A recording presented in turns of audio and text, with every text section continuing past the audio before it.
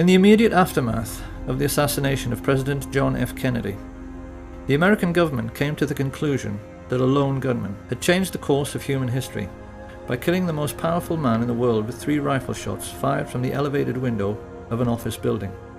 And for half a century, they have stuck rigidly to this fabrication, while critics, scientists, playwrights and poets have produced books and essays and films to prove beyond any shadow of a doubt that this version of our Western history is a physical impossibility.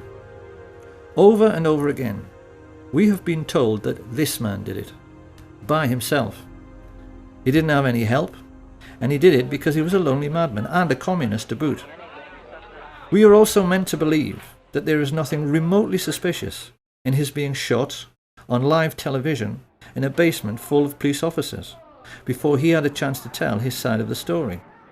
So there is quite clearly no need to investigate further. Of course, every thinking person knows this is absolute nonsense. And being nonsensical, it naturally leads thinking people to ask some very important questions, like, why did the American government come up with such a lame and improbable scenario to account for what had happened? And then why did they stick with it so dogmatically for so many years afterwards? Exactly what and who are they protecting? And how can it be that even such venerable institutions as the BBC have played along with this charade in the intervening decades? We now know that there were actually 8 riflemen firing at the president on that day. We know where they were located in Dealey Plaza, and we know their names. However, those with sharp eyes will already be asking themselves why we were only showing the location of 6 assassins in this schematic. We're doing this because any casual onlooker who happened to be in Dealey Plaza at 12:29 on November 22nd, 1963, might well have caught sight of these 6. Many people did.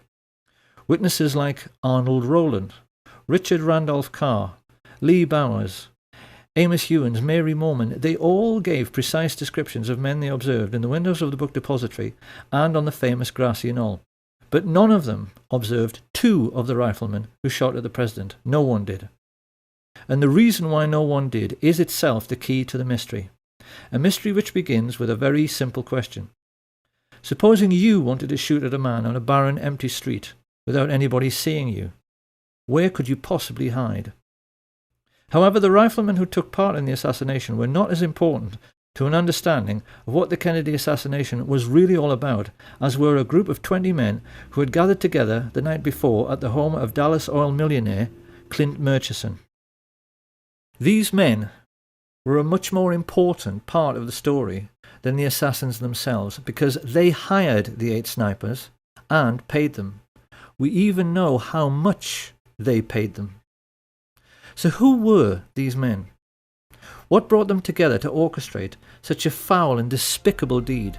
Why did they, and more importantly those who came after them, cover up the crime with such ruthless brutality for so long afterwards? And how can it be that these men and what they stood for has left an indelible legacy which still influences our daily lives right up to the present day? To answer these questions, we must inevitably step back into history, and most people will not like this very much, because most people have very little interest in history. This, however, is going to be a history lesson quite unlike anything that anyone has ever heard. It certainly will be nothing like what we are taught in school, and yet it begins with a name which most people have heard, but probably won't be able to place. The name of E.H. Harriman. Who was E.H. Harriman? Dynamite's ready, Butch. Mr. E.H. Harriman himself, he had the confidence of... Open the door or that's it! You think E.H. Harriman would get himself killed for you? Woodcock? I worked for Mr. E.H. Harriman on the Union Pacific Railroad, and he entrusted me. I'm sure Americans in particular will be amused to learn that Edward Henry Harriman was actually a real historical figure. This man was one of America's first industrial giants, and like the Rockefellers in oil and the Carnegies in steel, he got his start by borrowing money from the Rothschilds, of whom we'll hear more later, to create a monopoly for his own business, which was railroads. He was the 19th century railroad king. It was a monopoly which wouldn't be allowed today, and it helped in turn to create the Rockefeller oil monopoly. And this gave America's first industrial giants colossal power. These were the first people in human history, we mustn't forget, whose businesses were worth more than most countries. People whose fortunes dwarfed anything that the Caesars or the Tudors or the Medici ever dreamed of. So, being greedy, they used this power to engage in price fixing. Naturally, they formed a cartel. Their attitude was that they could charge whatever they liked for steel and oil and transporting goods on the railways. They knew that all American business was dependent on them, and they'd made sure there was no competition. So they could ignore market forces and charge pretty much whatever they liked. Now this naturally caused resentment, and it's very interesting that the press at that time started calling these first Illuminati bankers and industrialists robber barons. Of course, once these fortunes began to be made, others naturally tried to get in on the act. One who succeeded was J.P. Morgan, who became a private banker during this period.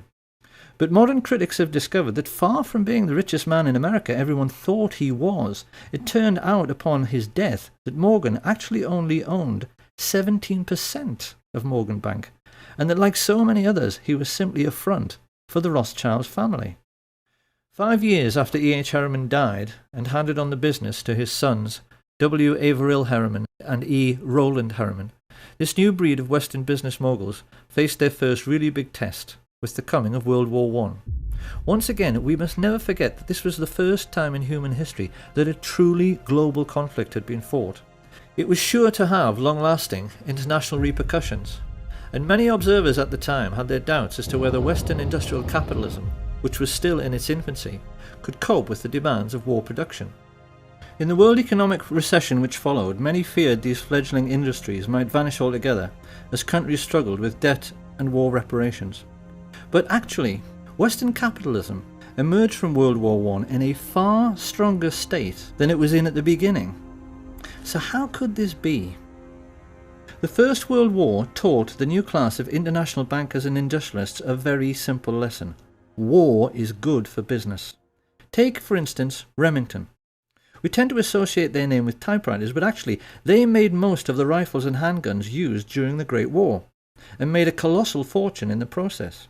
The banks, in their turn, lapped this up because it meant that defence contractors were having no trouble repaying the huge loans they had outstanding, and, best of all, the world's richest nations had had to borrow huge sums from the merchant bankers in the first place to finance the war, the Americans and the British just as much as the Germans.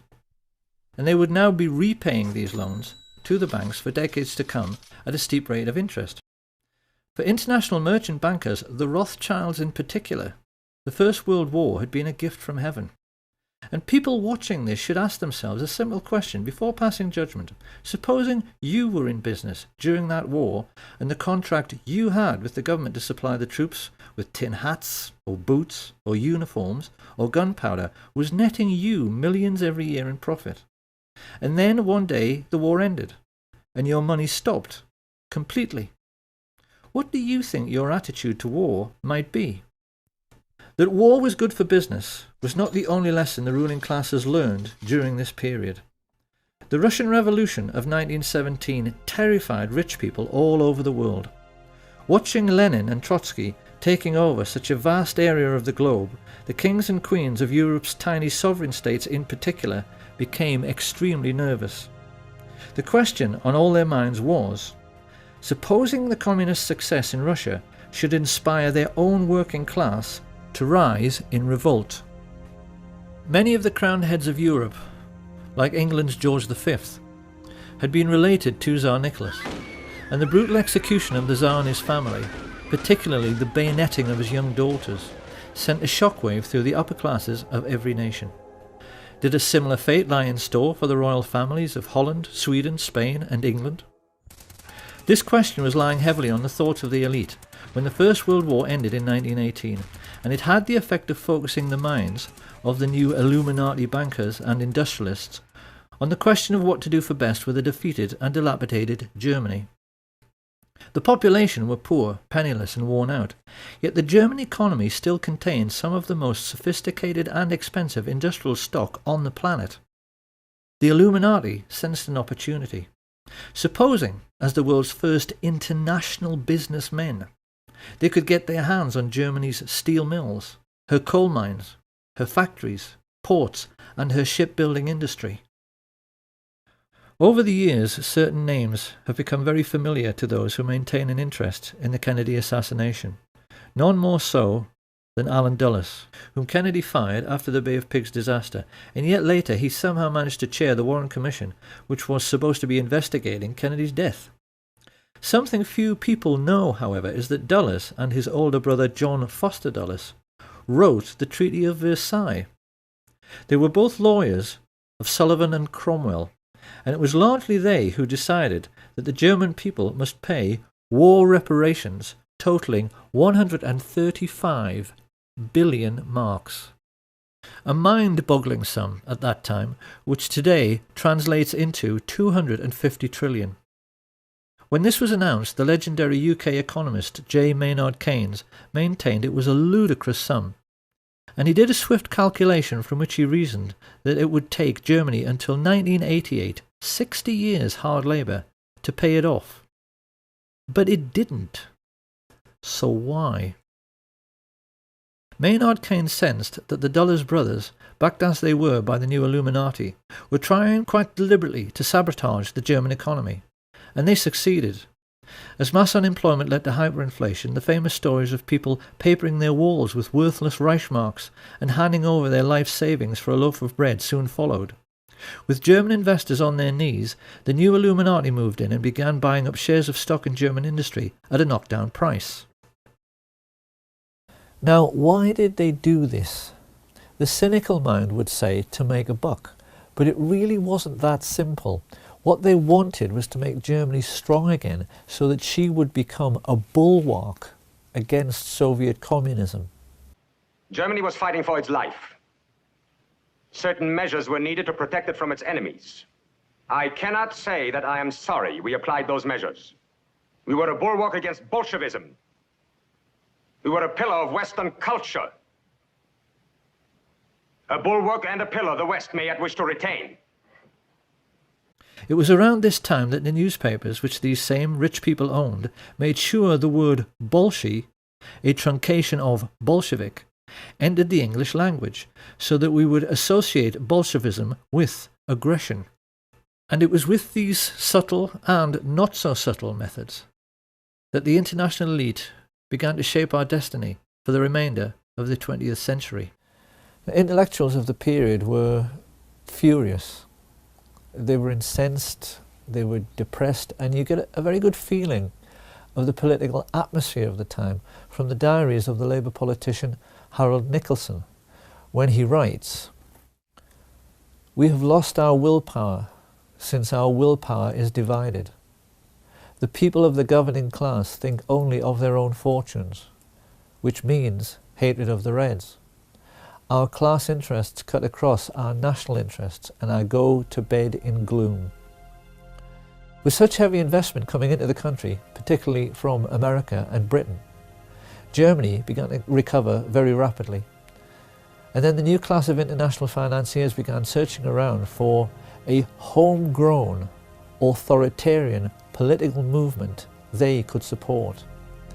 What they needed was someone they could count on to be both aggressive and expansionist. Ultra-right-wing causes, which at normal times would have been ignored and marginalised, were suddenly given very careful consideration, until finally the rich elite found a man and an idea which they felt might deliver the political outcome they desired. Adolf Hitler and his fledgling National Socialist Party. At the same time that the world's rich elite began grooming Hitler for his starring role, they also became even more deeply involved in military intelligence. I say even more because the Dulles brothers, Averell Harriman, and the chief of Remington, Samuel Bush, a man referred to as the original Merchant of Death, had a relationship with American military intelligence stretching back into World War I. The lesson here being that the American variant of military intelligence started out with businessmen protecting their investments, just as if they were a mafia.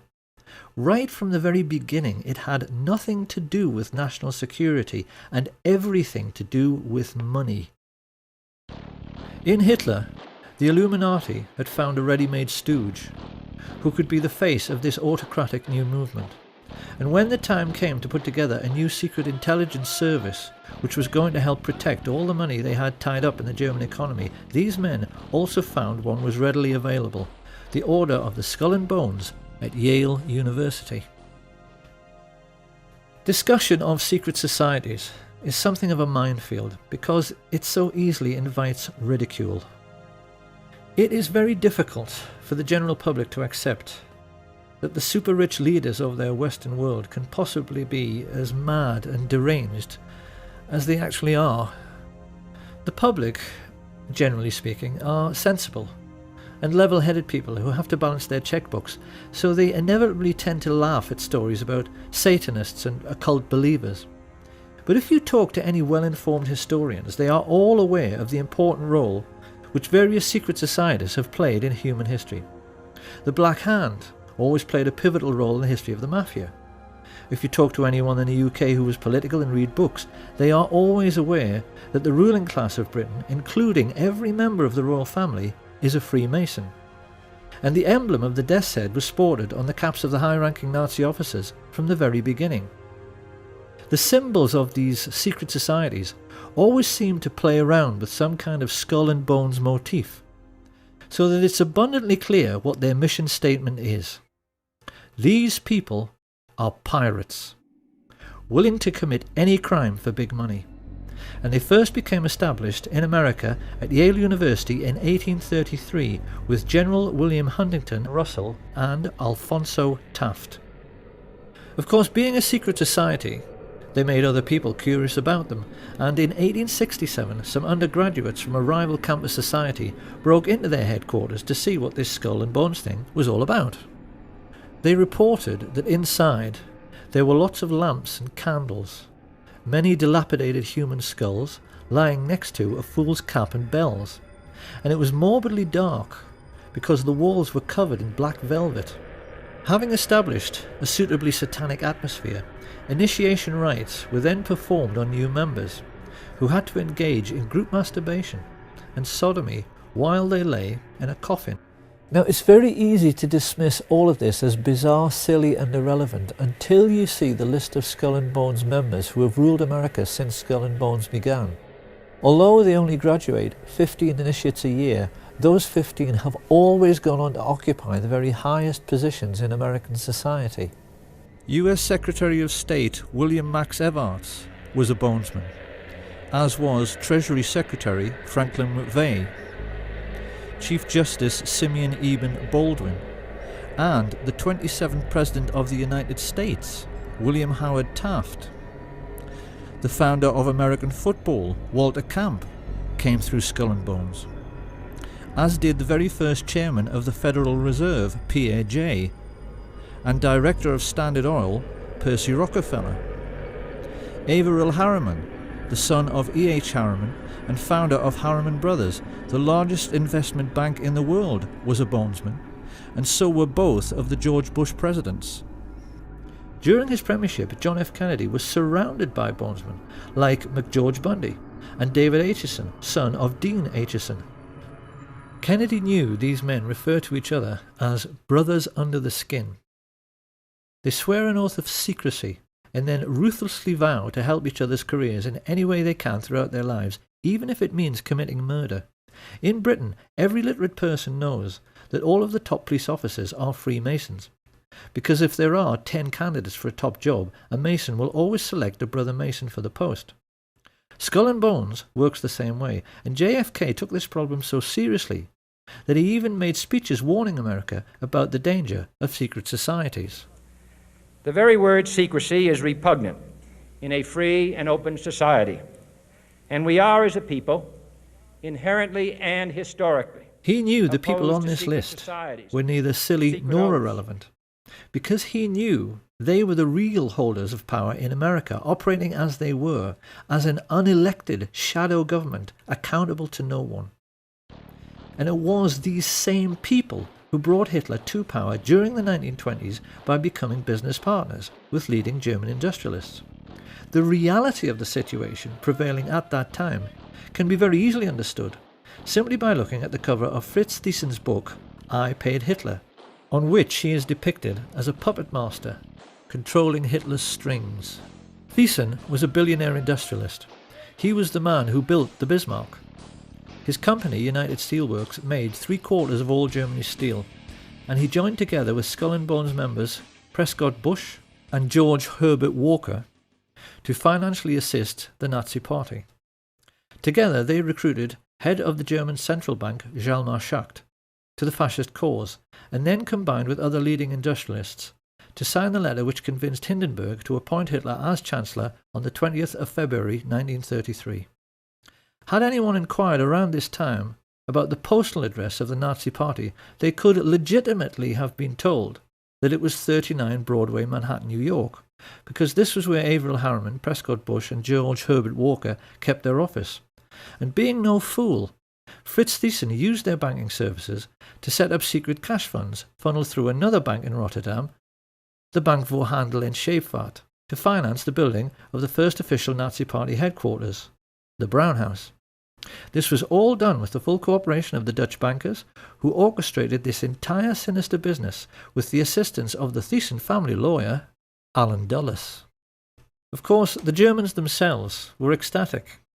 We've all seen the newsreels from that time in which they are stomping around in their jackboots, acting like a master race, because they had swallowed the propaganda that they were being led to glory by a Superman who had rebuilt the economy and Germany's infrastructure all by himself. This was a lie. Hitler didn't have any money. You can only build autobahns with one thing: capital investment, and that investment came mainly from America. The Nazis were also given a lot of help from the City of London, help which came mainly in the shape of Sir Montague Collett Norman, Governor of the Bank of England. Norman was connected to Bush and Walker through the merger of Harriman's with the Brown Brothers, who traded in London as Brown Shipley, hence Brown Brothers Harriman. The people behind this multinational investment bank had a long-standing racial tradition. Few British people at the time were aware that they only enjoyed relatively cheap clothing, because it was all made from slave cotton brought from America on the Brown Brothers ships and sold to British mill owners.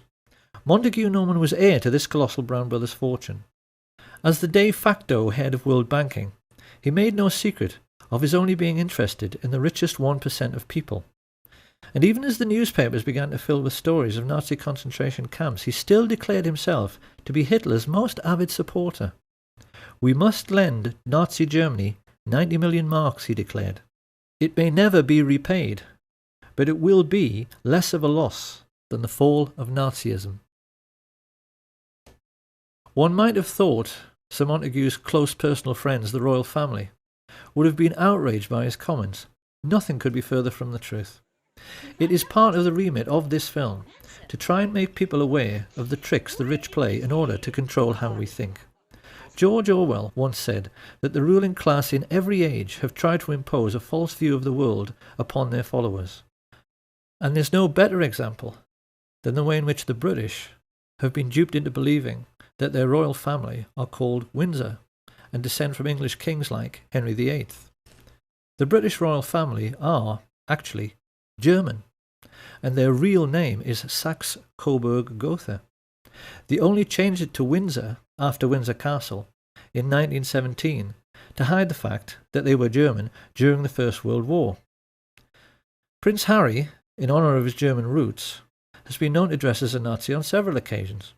Dozens of critics have pointed out that the Duke of Edinburgh's brother was the head of the Nazi SS. And King Edward VIII, before he abdicated to marry the American divorcee Wallis Simpson, visited Hitler to make it abundantly clear to the whole world that he too was a Nazi. He even signed his name Herzog von Windsor. Thinking people during this period realised that this whole thing with kissing up to the Führer somehow transcended national boundaries. The rich people from the most diverse countries had bonded together because they all shared a common goal. The kings and the queens and the international bankers and industrialists wanted to make certain communism could never succeed. They were determined they weren't going to finish up like the Russian royal family. and they were determined to hang on to their money. They were much more afraid of the ordinary working people in their own countries than they were of fascist Germany. And this prevailing sentiment amongst the world's ruling class led America's elite to attempt a fascist coup d'etat in 1934. I hope it will be plain to people by now that Hitler's economic miracle is the greatest myth in human history. There was no economic miracle. There are no miracles. And if there are, why can't the Germans do it all again now? If you want to construct a network of new roads and new steelworks and new factories, you need one thing: money. You need investment. And the investment didn't come from Hitler. It came from Brown Brothers Harriman and their business associate, Fritz Thyssen. It came from Hjalmar Schacht and his best friend, Sir Montague Collett Norman.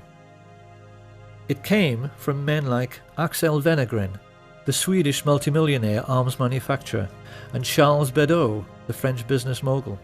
These people were all in the same bed with their Nazi friends, the Duke and Duchess of Windsor, the Dulles brothers, Prescott Sheldon Bush, and George Herbert Walker, with whom they'd created the Union Bank for laundering Nazi money. And with stage one of their plan for world domination complete, they now turned to the second phase, which was meant to be the overthrow of American democracy and the imposition of fascist government upon the United States. In order to pull this off, these Nazis raised money from America's richest families, many of whom, in this new consumerist society, had become household names. The Colgate family, the Birdseye family, the DuPont family, the Rockefeller family. These people handed over millions to the American financiers of Hitler so they could hire, train and supply a private army which would attempt to overthrow the democratically elected government of Franklin Delano Roosevelt and impose fascist dictatorship in America. Of course, it's natural to wonder, considering they had such advantages, how on earth they failed to pull it off. The simple answer is that they chose the wrong man, because their choice to lead this Nazi insurrection was Major General Smedley Darlington Butler, the most decorated soldier of the period and in all of American history, perhaps the most unsung hero of all. Because Smedley Butler was the most genuine Democrat and lover of liberty the world has ever seen. I appeared before the Congressional Committee, the highest representation of the American people, under subpoena to tell what I knew of activities which I believe might lead to an attempt to set up a fascist dictatorship. The plan as outlined to me was to form an organization of veterans, to use as a bluff, or as a club at least, to intimidate the government and break down our democratic institutions. The upshot of the whole thing was that I was supposed to lead an organization of 500,000 men, which would be able to take over the functions of government. My main interest in all this is to preserve our democratic institutions. I want to retain the right to vote, the right to speak freely, and the right to write. If we maintain these basic principles, our democracy is safe. No dictatorship can exist with suffrage, freedom of speech and press. Smedley Butler tricked the plotters into thinking he was interested for just long enough until he was sure who all the major players were, and then he told the president. This put FDR in a quite impossible position. America at that time was just coming out of the Great Depression. The last thing he wanted was to cause another economic downturn, and he feared that if he scooped up all the leading bankers and captains of industry in the United States and threw them all in jail, the country just might fall apart. So what could he do? To Smedley Butler's utter incredulity, he chose, in the end, to do nothing. In spite of the fact that these men had committed treason and should have been hanged, their power was such that they were not even charged, let alone tried. And so great was their influence, they were able to keep America out of the war until December the 7th, 1941.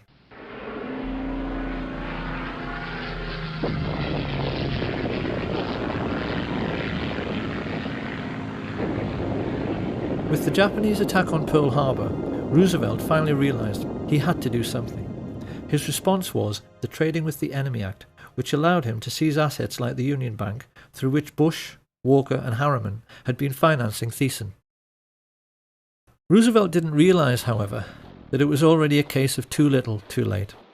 Because without his knowledge, American business moguls had been tumbling over one another for 2 years in their efforts to assist and do business with the Hitler regime. Typical of this American spirit of enterprise was Sosthenes Benn, the president of AT&T, who flew immediately to Berlin when war was declared to put in Hitler's phone lines. He gave the Nazis the most high-tech, state-of-the-art telecommunications system in the world at that time, so that Hitler could rule the European mainland with the maximum efficiency. Rich men have been hiring thugs to do their dirty work, especially to frighten people, since human civilization began. What people have to try to appreciate is that Nazism, in reality, was simply the first time in human history that the rich had enough wealth to hire an entire country of thugs to do their dirty work.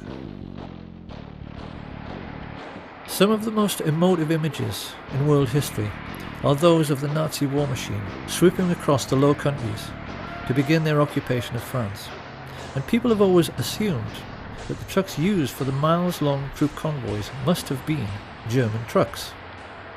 But if anyone at that time had taken the trouble to lift up the cowling and look at the engine, they would have found these were actually Ford trucks, which had been built with personal permission from Henry Ford, who was sitting in his office 4,000 miles away in Dearborn, Michigan, a service for which he was given the Grand Cross of the Eagle, the highest honor the Nazis ever bestowed on a civilian. Ford sued the U.S. Army, the U.S. government in the 50s because during the war the U.S. Air Force bombed their tank-making facilities in Germany, and this is true. And what was it, like 52 or something? They sued the U.S. government for destroying their factories, and they won. They won the lawsuit. So I had to write a little song for Henry here.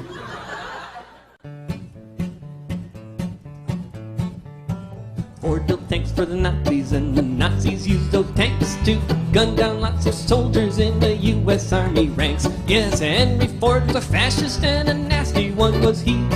He built tanks for anyone for the proper fee. Hitler so admired Henry Ford, he kept a life-size portrait of him on the wall next to his desk, and even his legendary Panzer tanks were tainted by these sorts of practices, because they were made by I.G. Farben, who had entered into a cartel with the Rockefellers' Standard Oil. The government in Washington knew all about this, and largely did nothing. Licensing arrangements for trading with the enemy in wartime were issued without any fuss, even to the extent that after the occupation of France, the Chase and Morgan banks in Paris simply carried on doing business as usual. The incredible truth, which the rich elite have managed to hide from the world for 70 years through their control over school books and our education system, is that the Nazi war machine was actually an American business. And for the Rockefellers, DuPonts, Harrimans, Walkers and Bushes in particular, it was a highly lucrative business. For their part, Coca-Cola's contribution to the war effort was to sell billions of soft drinks to the thirsty Nazis, while they were strafing and bombing Allied soldiers, particularly in very hot regions. In the desert, where refrigerators tend to be scarce, there were even stories of Messerschmitt pilots wrapping wet towels around bottles of Coke, tying them to their aircraft, then flying up to altitude, where the cold and the wind chill turned the wet towel into a solid block of ice.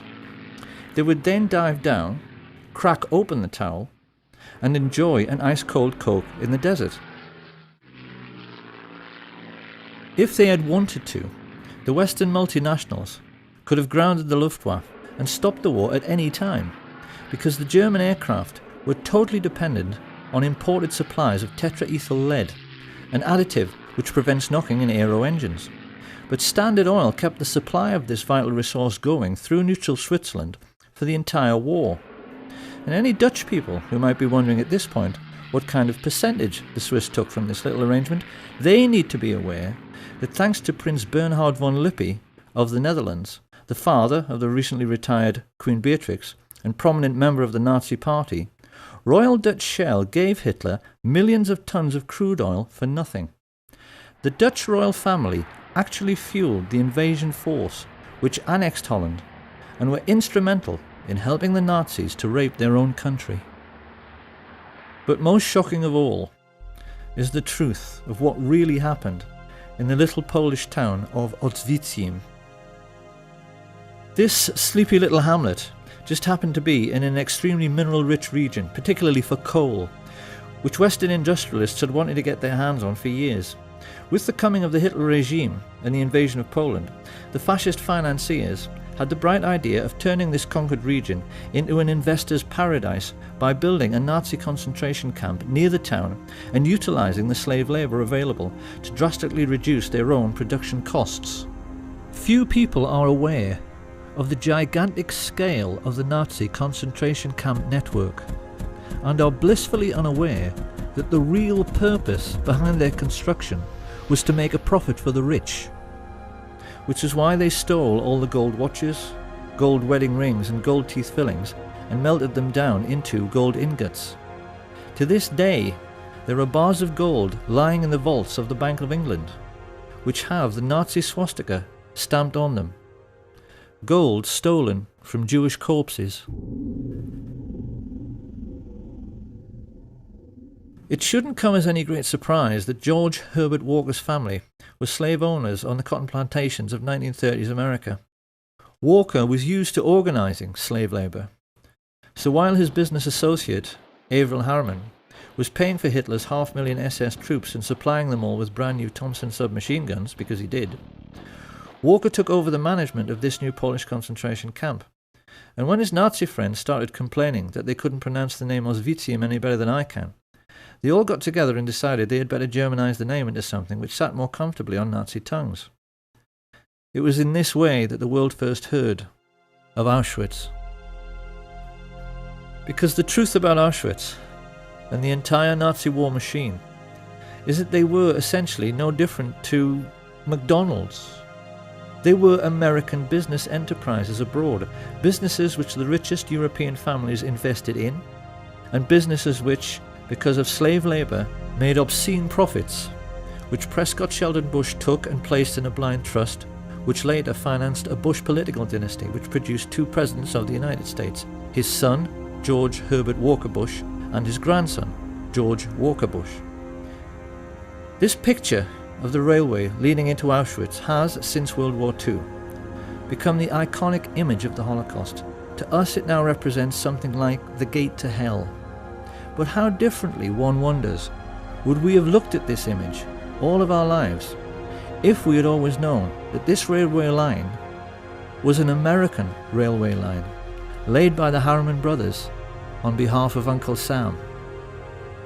The Standard Oil IG Farben cartel even made the Zyklon B gas for the Jewish Holocaust. Now, anyone who at this point is thinking that all this simply cannot be true, because if it was, someone would have sued, well, someone did. This information came into the public domain because of a Dutch intelligence agent who was so disgusted when he found all of this out, he leaked it to the press, as a result of which two very senior Jewish gentlemen, Kurt Julius Goldstein and Peter Gingold, filed suit against the American government. Of course, the more discriminating among us will now be asking how it can be that this story went completely unreported in the mainstream media. One might just as well ask why the Times in London was writing favourable stories about the Nazi concentration camps throughout the 1930s, and why Lord Rothermere was still referring to Hitler as a great gentleman as late as 1940. You really would think by now that people would have realised that it isn't so much the bias in the media which really matters. It's the things they know about, but never tell you, that really matter. Because the truth is that the press knew exactly what was going on in the concentration camps all through the war. They never said a word about it, because they knew who was making money from the slave labour. Now, it's very easy to imagine what the response of a conservative politician, American or British, would be to all of this. If all of this is true, he's bound to ask why nobody said a word about American industrialists building Hitler's war machine at the Nuremberg trials. How come it never got mentioned? Where's the responsibility of the Vatican, who signed in 1933 the Concordat with Hitler, giving him his first tremendous prestige. Are we now to find the Vatican guilty? Where's the responsibility of the world leader Winston Churchill, who said in an open letter to the London Times in 1938, 1938, Your Honor, were England to suffer national disaster, I should pray to God to send a man of the strength of mind and will of an Adolf Hitler. Are we now to find Winston Churchill guilty? Where's the responsibility of those American industrialists who helped Hitler to rebuild his armaments and profited by that rebuilding? Are we now to find the American industrialists guilty? No, Your Honor, no. Germany alone is not guilty. The whole world is as responsible for Hitler as Germany. It is an easy thing to condemn one man in the dark. It is easy to condemn the German people, to speak of the basic flaw in the German character that allowed Hitler to rise to power. But at the same time, comfortably ignore the basic flaw of character that made the Russians sign pacts with him. Winston Churchill praise him. American industrialists profit by him. American industrialists profit by him. Profit by him. Profit by him. Profit by him. Profit by him. Profit by him. Profit by him. Profit by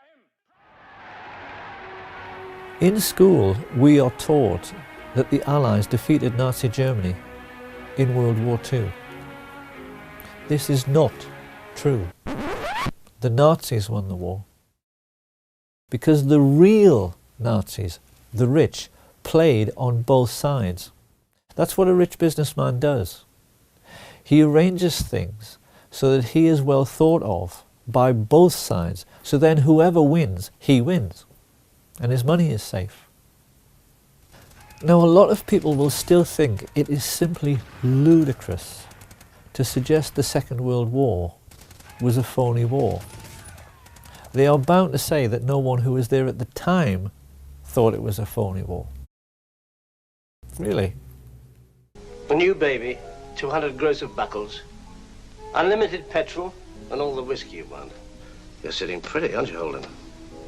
Yes, it is a lovely war. Well, wouldn't you if you were in my place? Wouldn't everybody? Doesn't everybody? The war's a blasted phony anyway. I'm a bit tired of that. Tired of what? This phony war business. Well, isn't it? No, it's not. I've just come out of hospital after 10 days in an open boat off the Faroes, and I'm sick and tired of blokes like you with soft jobs ashore. Come outside. Now, don't be silly. I've lost 2 fingers off that hand, but I'm going to take you outside and knock your block off with my right. Ah, take it easy. There's no need for that. I'm sorry, I apologize. I'll come outside if you insist. That won't do any good. It's not his fault. It's the fault of all of us. You make me sick. All of you. It may be a phony war to you, but it's not to all the boys at sea. It never has been.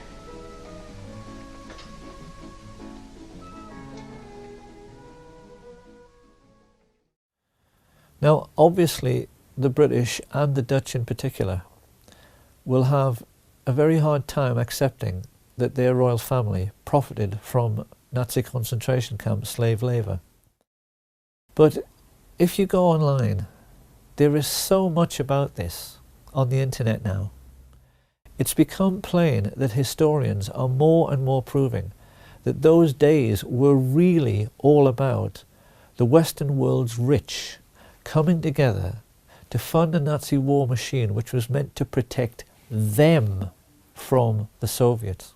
The Duke of Edinburgh practically admitted this when he said, "In those days we were anti-communist because the Russians killed half my bloody family." And when this cabal of secret Nazis got together to discuss how they were going to pay for this Nazi war machine, because rich people never accept a loss, they hired a psychopath, Hitler, who they knew would go along with their building concentration camps so that slave labour would pay for all the planes and the tanks and the guns.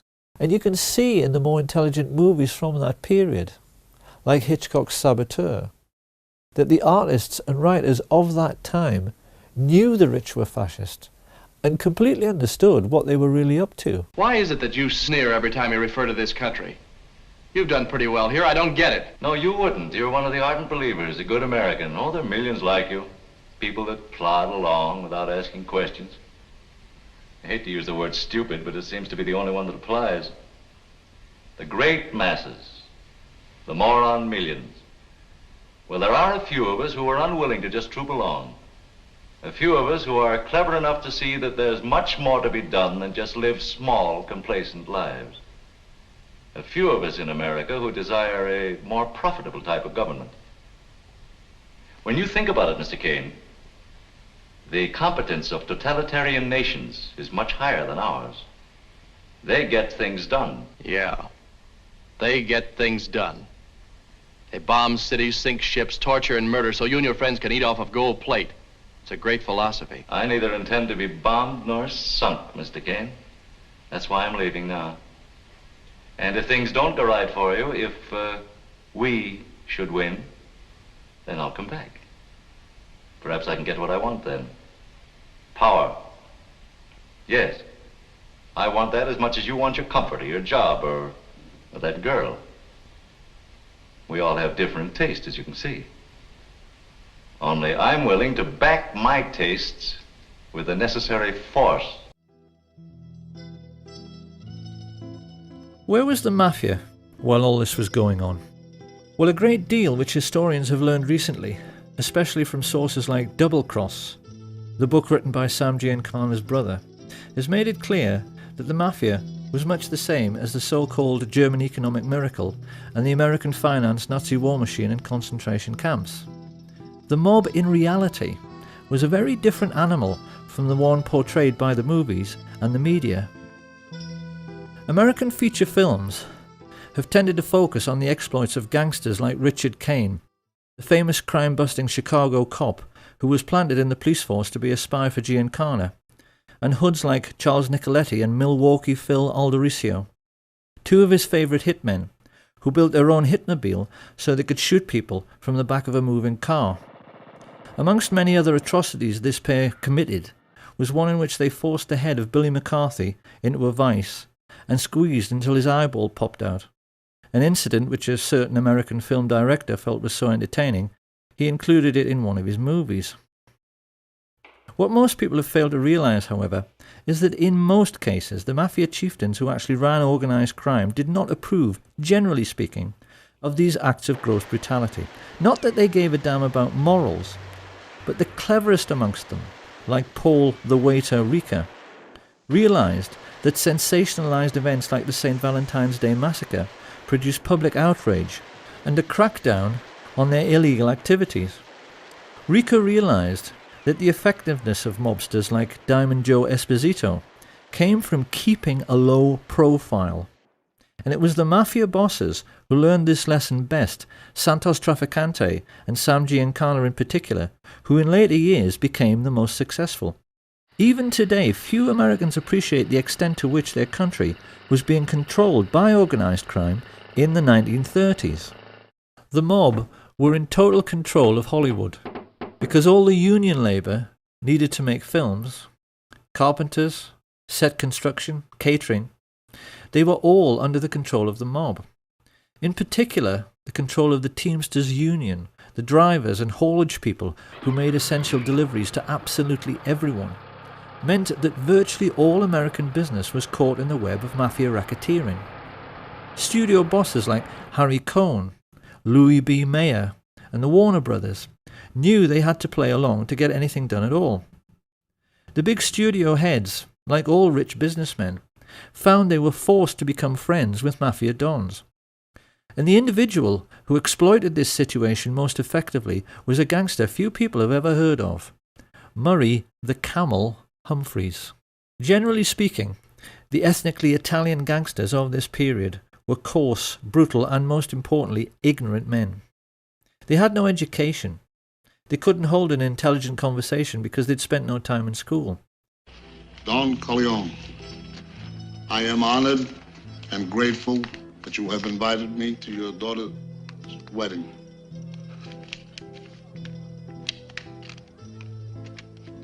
On the day of your daughter's wedding. This made doing business with refined and sophisticated entrepreneurs difficult, not to say embarrassing. And Sam Giancana was quick to spot this. So whenever a business deal needed to be made by someone with style and sophistication, he would send along his silver-tongued Welshman, Murray the Camel, so called because he was known for being sartorial and for cutting a dash in expensive camel hair coats. Humphreys became a crucial figure during the pre-war period because his contact with the luminaries of Hollywood meant he received invitations from senior politicians who wanted to rub shoulders with stars like Clark Gable, George Raft, Cary Grant, Gary Cooper, Marilyn Monroe and Frank Sinatra, all of whom were mafia-controlled and used by the mob as bagmen, moving colossal sums of money around the country, because Giancana cynically realized the authorities were too starstruck to ever check their luggage. He even used a priest for the same purpose, who he referred to as Father Cash. And just as the priest was happy to take his percentage, so the politicians, who Giancana always maintained were the easiest to corrupt, were happy to do the same. In Esposito's time, he had boasted of buying votes for Calvin Coolidge. By the time of World War II, Sam Giancana was boasting to his younger brother, "We own the White House." He was adamant that every state governor, congressman and senior judge in the country was on the take, and the mob's most spectacular success, as they sought control over all the big players, was their corrupting of FBI Director J. Edgar Hoover. It's become fairly widely known in recent years that Hoover was a transvestite homosexual. What is less well known is the elaborate scheme he dreamed up for accepting mafia bribes. What he used to do was to go to the $2 window at the racetrack, where he was photographed many times by the press to give himself a clean, upstanding image.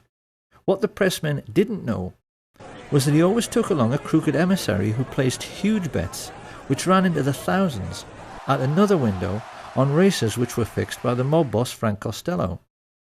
By keeping Hoover supplied with millions in winnings and holding on to compromising photographs of the FBI chief having sex with his lover, Clyde Tolson, which several CIA agents claim they've seen, the mafia had American law enforcement entirely under their control. So the question then is, what do you do with that kind of power? The answer is that when you're the American mafia, you routinely wipe out what they call do-gooders. This is how organized crime has influenced American society for nearly a century. If a decent man becomes a rising star in politics and looks as if he might try to make a better life for ordinary people, they simply kill him as a matter of routine. And in the book they wrote together, Chuck and Sam Giancana Jr. are at pains to point out that a classic early case of this practice was the assassination of Anton Shermack. Shermack was a Democratic politician who had tried to crack down on Al Capone's bootlegging operations. Many felt he would go on to become a great president himself, until he was shot while on stage with FDR by Giuseppe Zangara. After the murder, Zangara claimed it was a political act, and he ought to be entitled to clemency because he simply hated all rich people. But this was actually what he'd simply been told to say by the mob, who were using him as a fall guy. When he went to the electric chair, Sam Giancana turned to his brother and expressed his pleasure at how nice and neat the whole affair had been. And he further explained that choosing a patsy to wipe out a politician who was a do-gooder was something the Italian mafia had been doing forever. It was a practice as old as the Sicilian hills, and he was amazed at how the mafia kept getting away with it, because you really would think people would catch on. This was 1935. You have a decent chief executive murdered in broad daylight, shot by a patsy, who was later killed himself by the authorities. Does this sound familiar? However, even in Shermack's time, the mob could not be said to be in complete control of American life, because while they controlled the streets through their influence over politics and the justice system, they were not yet in control of the United States military or its mainstream media. Tragically, this all started to change with a series of events which began with the scuttling of the SS Normandie by a Manhattan-based Nazi agent. This was February the 9th, 1942. And having just joined the war, the United States was trying to keep its allies supplied with vital war material, using convoys which were loaded on the waterfront and sailed almost every day out of New York Harbor. As everyone knows, many fell prey to the wolf packs of German U-boats, and the Normandy had been designed for much greater speed specifically so that she could outrun them. When she fell to sabotage, it was a colossal blow to the Allied war effort, and in response a naval intelligence officer, Anthony Marslow, decided to enlist the help of the New York Mafia because he knew they were in control of all commercial activity on the docks. The subterfuge by foreign intelligence agents ceased, but the price America paid was calamitous, because getting the Mafia's help meant getting permission from the boss of bosses, Lucky Lucanio. It is one of history's great ironies that the United States government went crawling to the Mafia for help at a moment when the mob themselves had just been severely weakened and could have been crushed altogether by an administration with enough political will. The notorious Lucanio had just started a 40-year prison sentence in Great Meadow Penitentiary, and most of his Sicilian gangsters back home were already behind bars, having been caught up in Mussolini's Mafia purge. Being himself Italian, Mussolini knew there was only one way to deal with the Mafia, and when he came to power, he ordered his iron prefect, Cesare More, to simply lock up all the Mafia families in Sicily, which wasn't exactly difficult because everybody knew who they were. Of course, after the Allied invasion of Sicily, Marslow then compounded his error by choosing Sicilian Americans like New York Mayor Charles Paletti and OSS officer Joseph Russo, whose father was born in Corleone, to head AMGOT, the Allied military government, whose job it was to restore community cohesion on the island.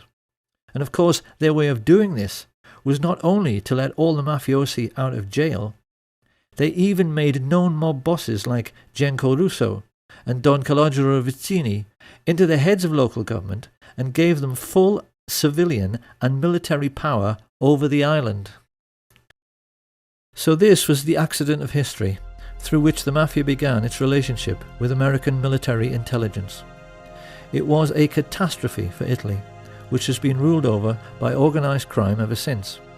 It was a catastrophe for Sicily, which suffered a brutal murder every 3 days in the post-war period, and it was a catastrophe for America, which saw many once vibrant communities, particularly in New Jersey, have the heart ripped out of them by Mafia extortion and drug dealing. Lucky Lucanio was deported after being released from jail, and having found a kindred spirit in another secret organisation, the newly created Central Intelligence Agency, he was then able to combine the activities of organised crime, particularly international drug running, with smuggling of American-made weapons.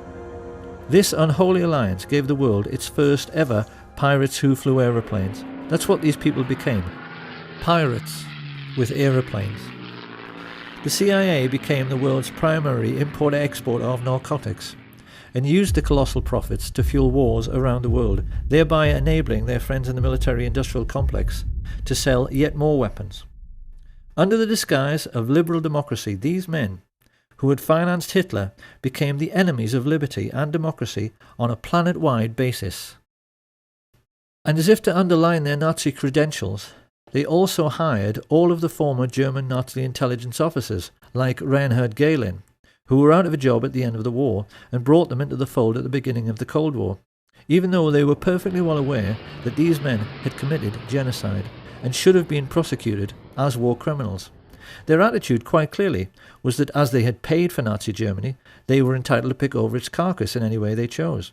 This was yet another political catastrophe for the United States, because these were the people who put together the notorious Operation Paperclip, which rounded up all of the Nazi rocket scientists, like Wernher von Braun, and put them to work for their new American Nazi owners to give them, for the first time in human history, ICBMs with nuclear warheads.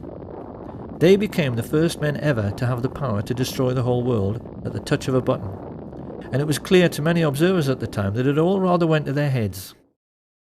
I can no longer sit back and allow communist infiltration, communist indoctrination, communist subversion, and the international communist conspiracy to sap and impurify all of our precious bodily fluids. They saw themselves as giants, who were looking down and laughing upon this planet of tiny fools who were stupid enough to go on and on killing each other while they sold arms to both sides throughout the Second World War. Focke-Wulf aeroplanes, which bombed American soldiers, were manufactured by IT&T. Allied sailors were drowning in a freezing North Atlantic because their convoys were sunk by guns of Nazi battleships, which swiveled on American-made ball bearings. American soldiers were crushed under the wheels of tanks and trucks made by Henry Ford and John Rockefeller, and gassed to death by the same people.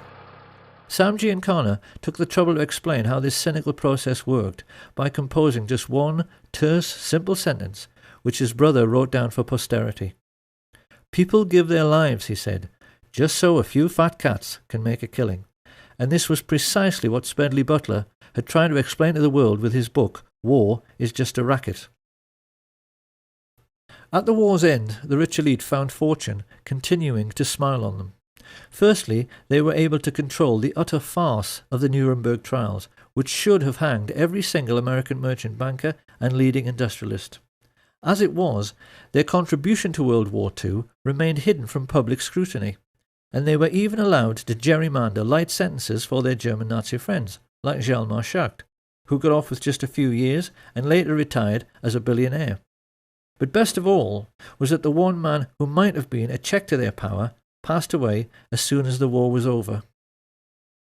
And with President Roosevelt gone, and their first Nazi glove puppet Hitler also deceased, it became necessary for Prescott Bush to find another young politician to sponsor. In true American fashion, he decided to advertise. He placed an ad in the LA Times which candidly explained that a group of rich businessmen was seeking a young, ambitious, immoral and most definitely malleable politician who might one day run for president. The ad was deliberately worded in this cynical way because they knew that only an evil, slimy and completely incorrigible little creep would ever dream of applying for the position. That was what they wanted, and that was what they got, in the shape of a certain Richard Nixon. Here being congratulated on his success by his new master, Prescott Bush. And not long after this picture was taken in 1947, Nixon engaged the services of a Jewish gangster who was working for Sam Giancana called Jacob Rubenstein, a man whom the world would one day come to know as Jack Ruby. Having bought themselves a new political puppet, this nefarious band of 20th century robber barons now took stock of their situation. The Hitler Project, as this rich elite called it, could hardly have turned out very much better. Their businesses had made colossal profits. Prescott had got his Union Bank back. The communist menace they so wanted to contain had almost sunk back in the Middle Ages with the ravages of war. And best of all was that they had now achieved the very world domination which Hitler had dreamed about. They knew that in this new age of modern telecommunications and high-speed jet travel, they had become the first group of robber barons in human history to dominate the entire globe, because they realized there was now absolutely no one left who could stop them from doing whatever they wanted to do next. However, they also realized that bombed out and dilapidated Europe would not be able to bear another war for many decades. This was why they now decided that their obscene business profits could only keep coming in if they moved their game of phony war into the Third World. And this was how the CIA came to instigate conflict throughout the Middle East, Southeast Asia and Central America. Chuck Giancana well remembers a conversation which he had with his mafia boss brother Sam during this period, in which he questioned him with genuine anxiety about the communist menace spreading throughout the world. The TV news was painting a sinister picture of a Soviet enemy with millions of fifth columnists, which was intent upon taking over the entire planet. Hadn't he heard of the domino theory, and wasn't he worried about it?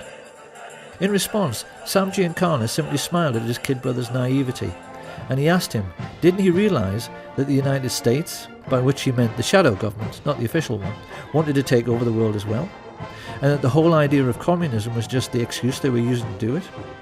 He told him that in China they had already succeeded in getting a member of the Chinese mafia, a brutal gangster called Mao Zedong, into power, just so they could sell more cigarettes in Asia.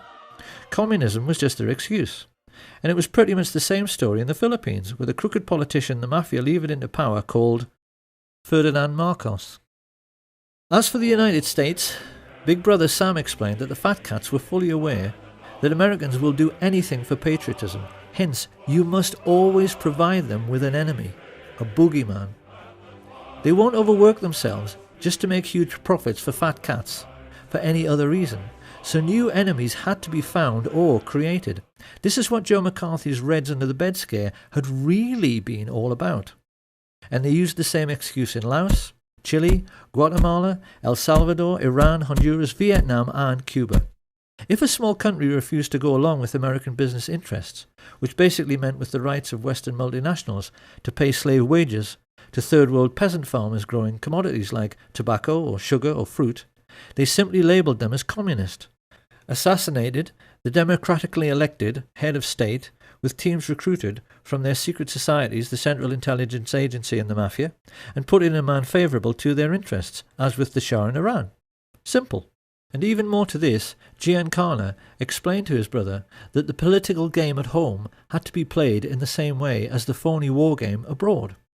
The lesson was that a businessman always protects his interests by playing both sides.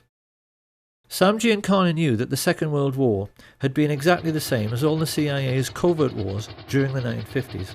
They were conducted in order to make more money for the super-rich, because in every case they were selling weapons and fuel to both sides just as they had the Germans. On the American mainland, this cynical attitude manifested itself in the way the gangsters supported the campaigns of both leading candidates in every political head-to-head, in order to make sure that whoever got elected, he was always their man and on their side. So this was the real political world which the young Senator John F. Kennedy became a part of in 1950s America. It was a world ruled by a super-rich cabal of secret Nazis who had built the fascist war machine and concentration camps purely to protect themselves and their money from socialist Russia. Having avoided prosecution for the greatest crime in human history, they were confident that they could kill anyone and get away with it, particularly if it was someone who might interfere with their power to instigate phony wars in order to make huge fortunes by lending money and selling weapons to both sides. The war in which he himself had bravely fought was a sham, and even John F. Kennedy did not understand this. Or perhaps we should say that he didn't fully understand what was going on. He and his younger brother Bobby were certainly all too keenly aware of the extent to which their country was in the grip of organised crime, because their own father, the patriarch Joseph P. Kennedy, had made his personal fortune from running illegal liquor during the days of Prohibition, activities which earned him the nickname Bootlegger Joe. Experienced people are aware that the tendency of each new generation to reject the ideas of the previous generation is an abiding characteristic in human affairs, and it is perfectly plain that with Jack and Bobby it had the effect of making both men highly principled. Their own father had associated with crooks and gangsters, and it was quite clear from their style and their outlook that they had made a commitment to make up for the sins of their father by rejecting this sinister world of hoods and crooks and corrupt politicians, by being honest and decent. If you take a look at any group photo from the early days, it's clear these men are being determinedly clean-cut, with the accent heavily on the clean part. They knew their father's generation were dirty. It couldn't be more obvious that they were determined to be the opposite. The question was, how were they going to free themselves and their country from the entanglements of the crooked politicians and the psychopathic mafia dons, who together were controlling the whole of American life like some multi-legged fascist octopus? How they were going to pull this off was something they were discussing ad nauseam when, in the late 1950s, they found out their father was in big trouble. A contract had been taken out on Joe Kennedy's life by the Purple Gang, the Jewish mafia of New York, who had accused him of swindling them out of a fortune. Joe Kennedy was really scared, and he turned for help toward the one man in North America who he knew had the power to get the contract called off, Sam Giancana. Giancana had done business with Kennedy for years, so he agreed to help, but he wanted something for it. He was all too aware of Joe's political ambitions for his son and of JFK's outstanding good looks. He wanted assurances that if Jack one day made it to the White House, Joe Kennedy would see to it that the heat the two brothers had been trying to turn up on the Mafia would be turned down. And, according to Chuck and Sam Giancana Jr., Joseph P. Kennedy, just to save his own skin, agreed. Will you tell us anything about any of your operations, or you just giggle every time I ask you a question? Declined to answer because I honestly believe my answer might tend to incriminate me. I thought only little girls giggled with the Giancana. In this way, a very confused situation was created, because Sam Giancana, the very kind of mob boss whom the Kennedys had been fighting so hard through the McClellan Committee to put in jail, now thought that they should and would be grateful to him. It was this expectation and this misunderstanding which now led Giancana to try to draw the Kennedys more and more into his dark world, something which he appeared to be succeeding with in the way that first Peter Lawford and then Frank Sinatra established relationships with both men. Lawford married Kennedy's sister. Everyone is voting for Jack. Sinatra was putting together campaigning jingles, and it must have seemed to many insiders at the time that when Sam Giancana went around boasting that, as usual, he had everything under control, and that when Jack got to the White House it was going to be a dream ticket for the Mafia, that it must all be true. His boys appeared to be partying together.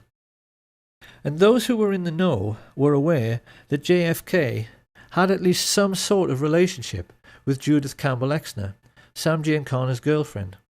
What we haven't known until now is that JFK was hoodwinking Giancana all along. The role that Judy Campbell played was mostly that of a go-between. What Kennedy was doing through her was giving Giancana FBI reports on mob bosses to make him think that law enforcement were not all that well informed about the Mafia scams and their movements, nor even terribly interested.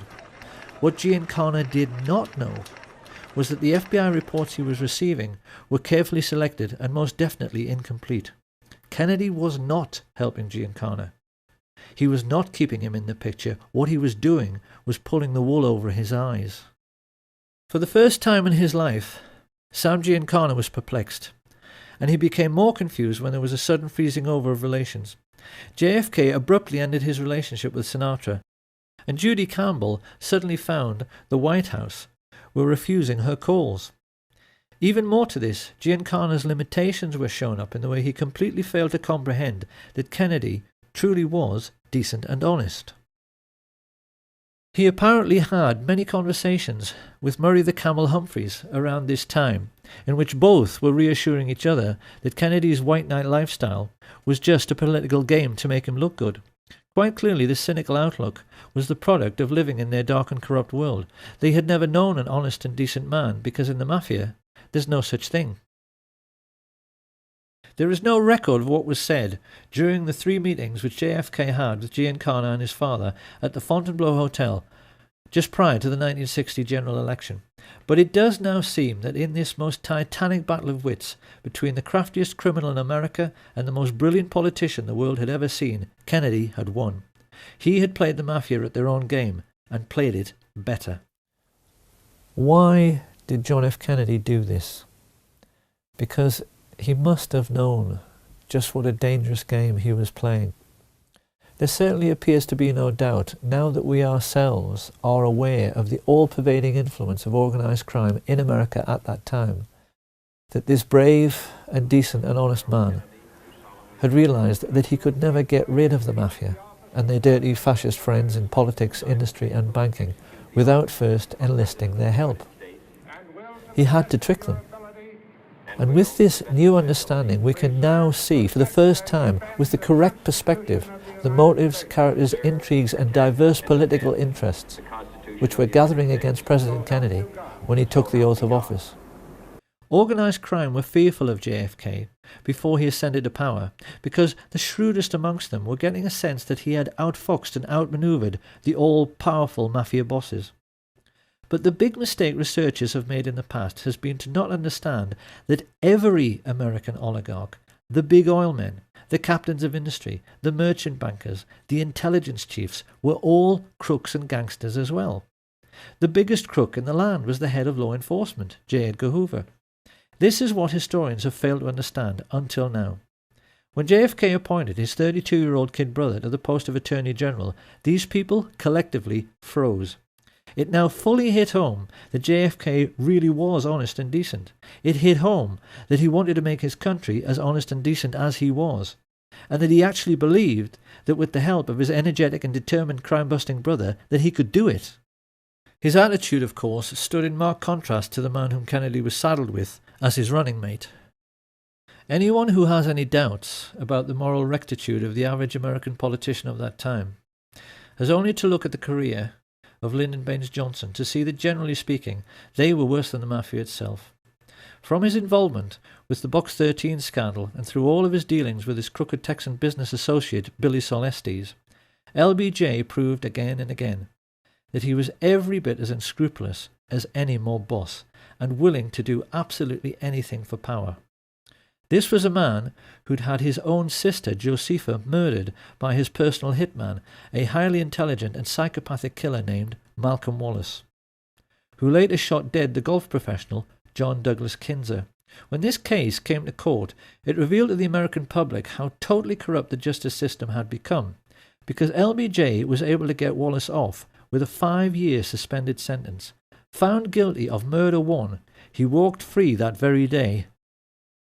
This was the sort of corruption which was running rife through the American political system when Fidel Castro overthrew the right-wing government of Fulgencio Batista in 1959. Few people are aware that by this advanced stage in their relationship, the CIA and the Mafia were together employing the Giancana tactic of supporting both sides in a war. For many years beforehand, they had been supporting Castro, and not just the Batista regime, as many think, by smuggling in both arms and mercenaries to aid the peasant farmers.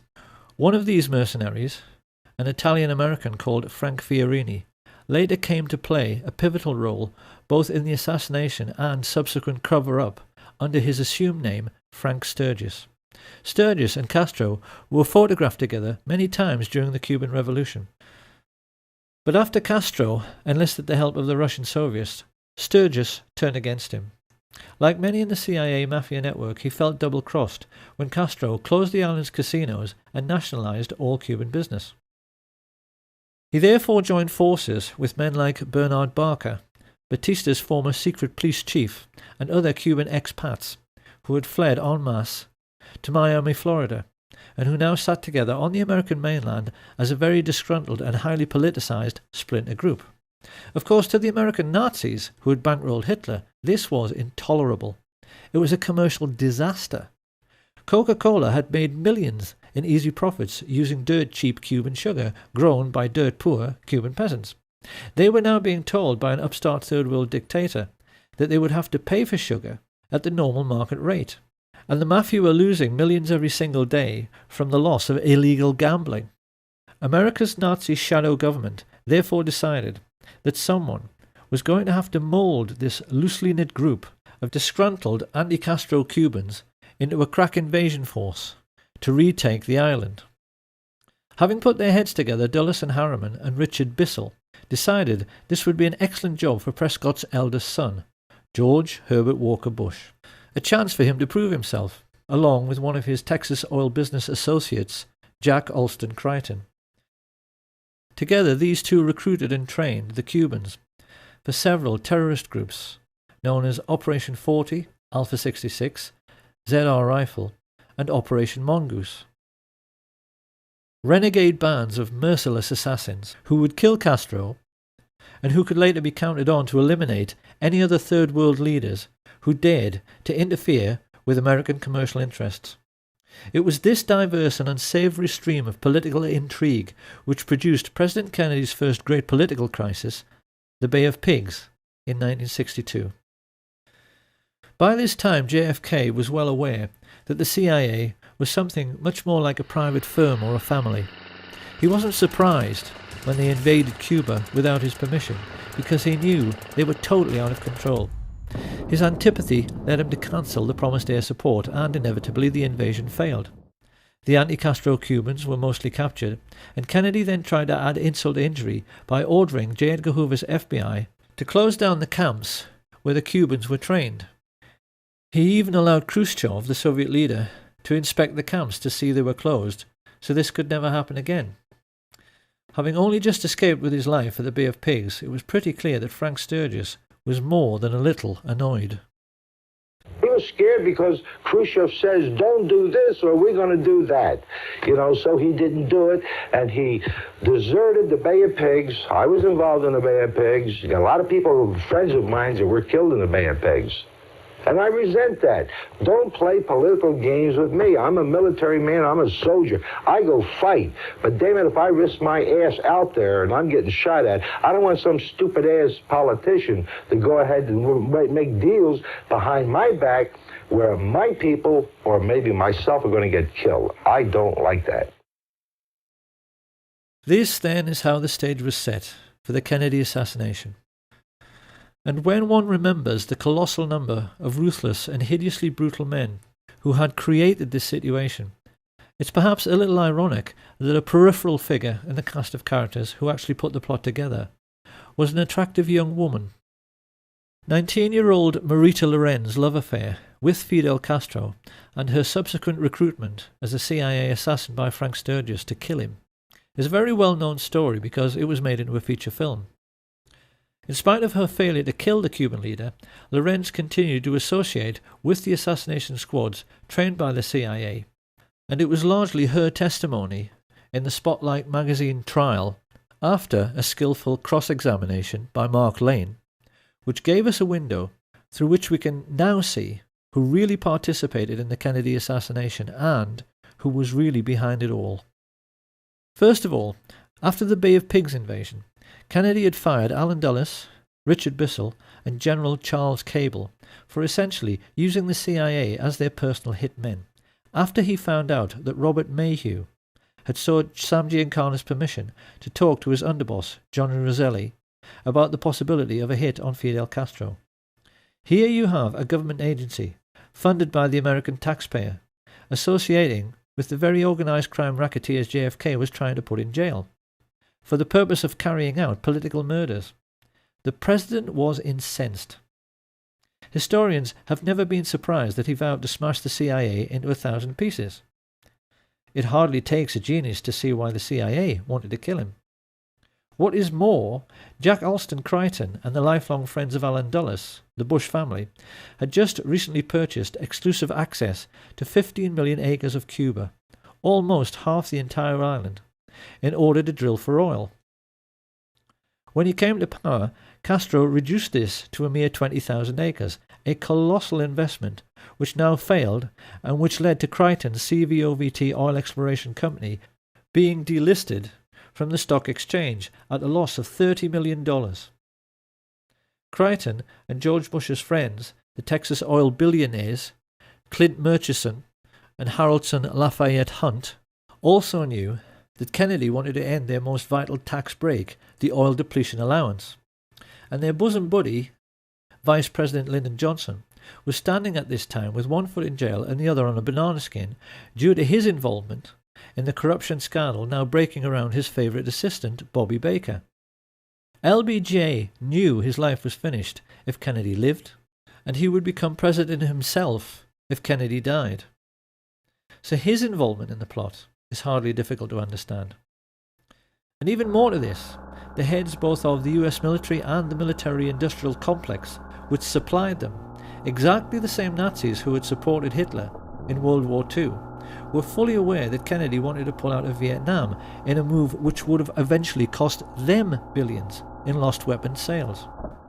This circle of thugs and pirates was completed by LBJ's next-door neighbour, J. Edgar Hoover, who had himself invested millions in Clint Murchison's oil business, just like his mafia associate, Vito Genovese. Stepping back to look upon this rogues gallery, it really is remarkable how Kennedy had managed to make an enemy out of every single dirty hood, every corrupt politician, and every single Nazi businessman living in the country at that time. It is highly misleading even to see these groups as separate, because the truth is that they were all brutal fascists, who saw nothing wrong in killing to get their own way. The question now was, how were they going to get him? Because we must never forget that generals, admirals, mafia dons, intelligence chiefs, corrupt politicians and oil billionaires are only people. None of them wanted to go to the electric chair for conspiracy to murder the president. They knew that they had to put together a plan which could not fail to both kill Kennedy and then cover up afterwards the fact that they did it. They knew that in men like Frank Sturgis, his Cuban assassination squads, and the mafia hitmen working with the CIA, they had a huge pool of killers to choose from who were ready, able, and willing to do the deed. All the same, how could they possibly get to Kennedy? Because they knew that, at least in Washington, all American presidents are extremely well protected by the Secret Service. The most important first step was to engage the age-old mafia tactic of finding a patsy. To this end, they turned to George de Mohrenschildt, a very sophisticated exiled Russian count and CIA agent, who was close friends in the oil business with George Bush and the Texas oil men. They were aware that they needed someone like Giuseppe Zangara, who appeared to be a low-life, discontented misfit. So they chose a low-level CIA operative who had been groomed precisely in order to appear to be a low-life, discontented misfit, Enter Lee Harvey Oswald, who was carefully handled by de Mohrenschildt as he was placed like a chess piece in the Texas School Book Depository. With the patsy selected, the combined heads of the American Nazis now sat down together to discuss their problem. How do you kill a man? Riding in an open car on a public street in front of hordes of people without being seen. And then, how do you cover up forever afterwards the fact that this was a conspiracy and not the work of a lone nut? The plotters were keenly aware that it was the second question which posed the biggest problem. The professional military men like Colonel Ed Lansdale and Admiral George Berkeley, Kennedy's personal physician, were well aware that there are any number of ways to hide or disguise a sniper: behind trees, inside other vehicles, behind windows in office buildings. But this was a plot which had to have an absolute guarantee of success. If a squad of riflemen were all to fire at their target at the same time, this would certainly guarantee the man's death. But the subsequent police investigation would instantly realize more than one shooter was involved. A team of gunmen all firing together might actually blow Kennedy's head clean off. A single sniper couldn't do that. So what were they to do? It was during these deliberations that a macabre thought first registered. They would have to control the body after the shooting in order to make sure that all physical evidence available to police forensic scientists conformed to the scenario of a single assassin. And just how in the hell were they going to do that? By way of preparing the ground, Sam Giancana now ordered Richard Nixon's political associate Jack Ruby to keep Oswald snug under his wing, and then to set about hiring the best local riflemen, preferred candidates being men like his close friend Charles Boyd Harrelson, the father of Hollywood actor Woody Harrelson, who had proven his hitman credentials by shooting dead dozens of men for money.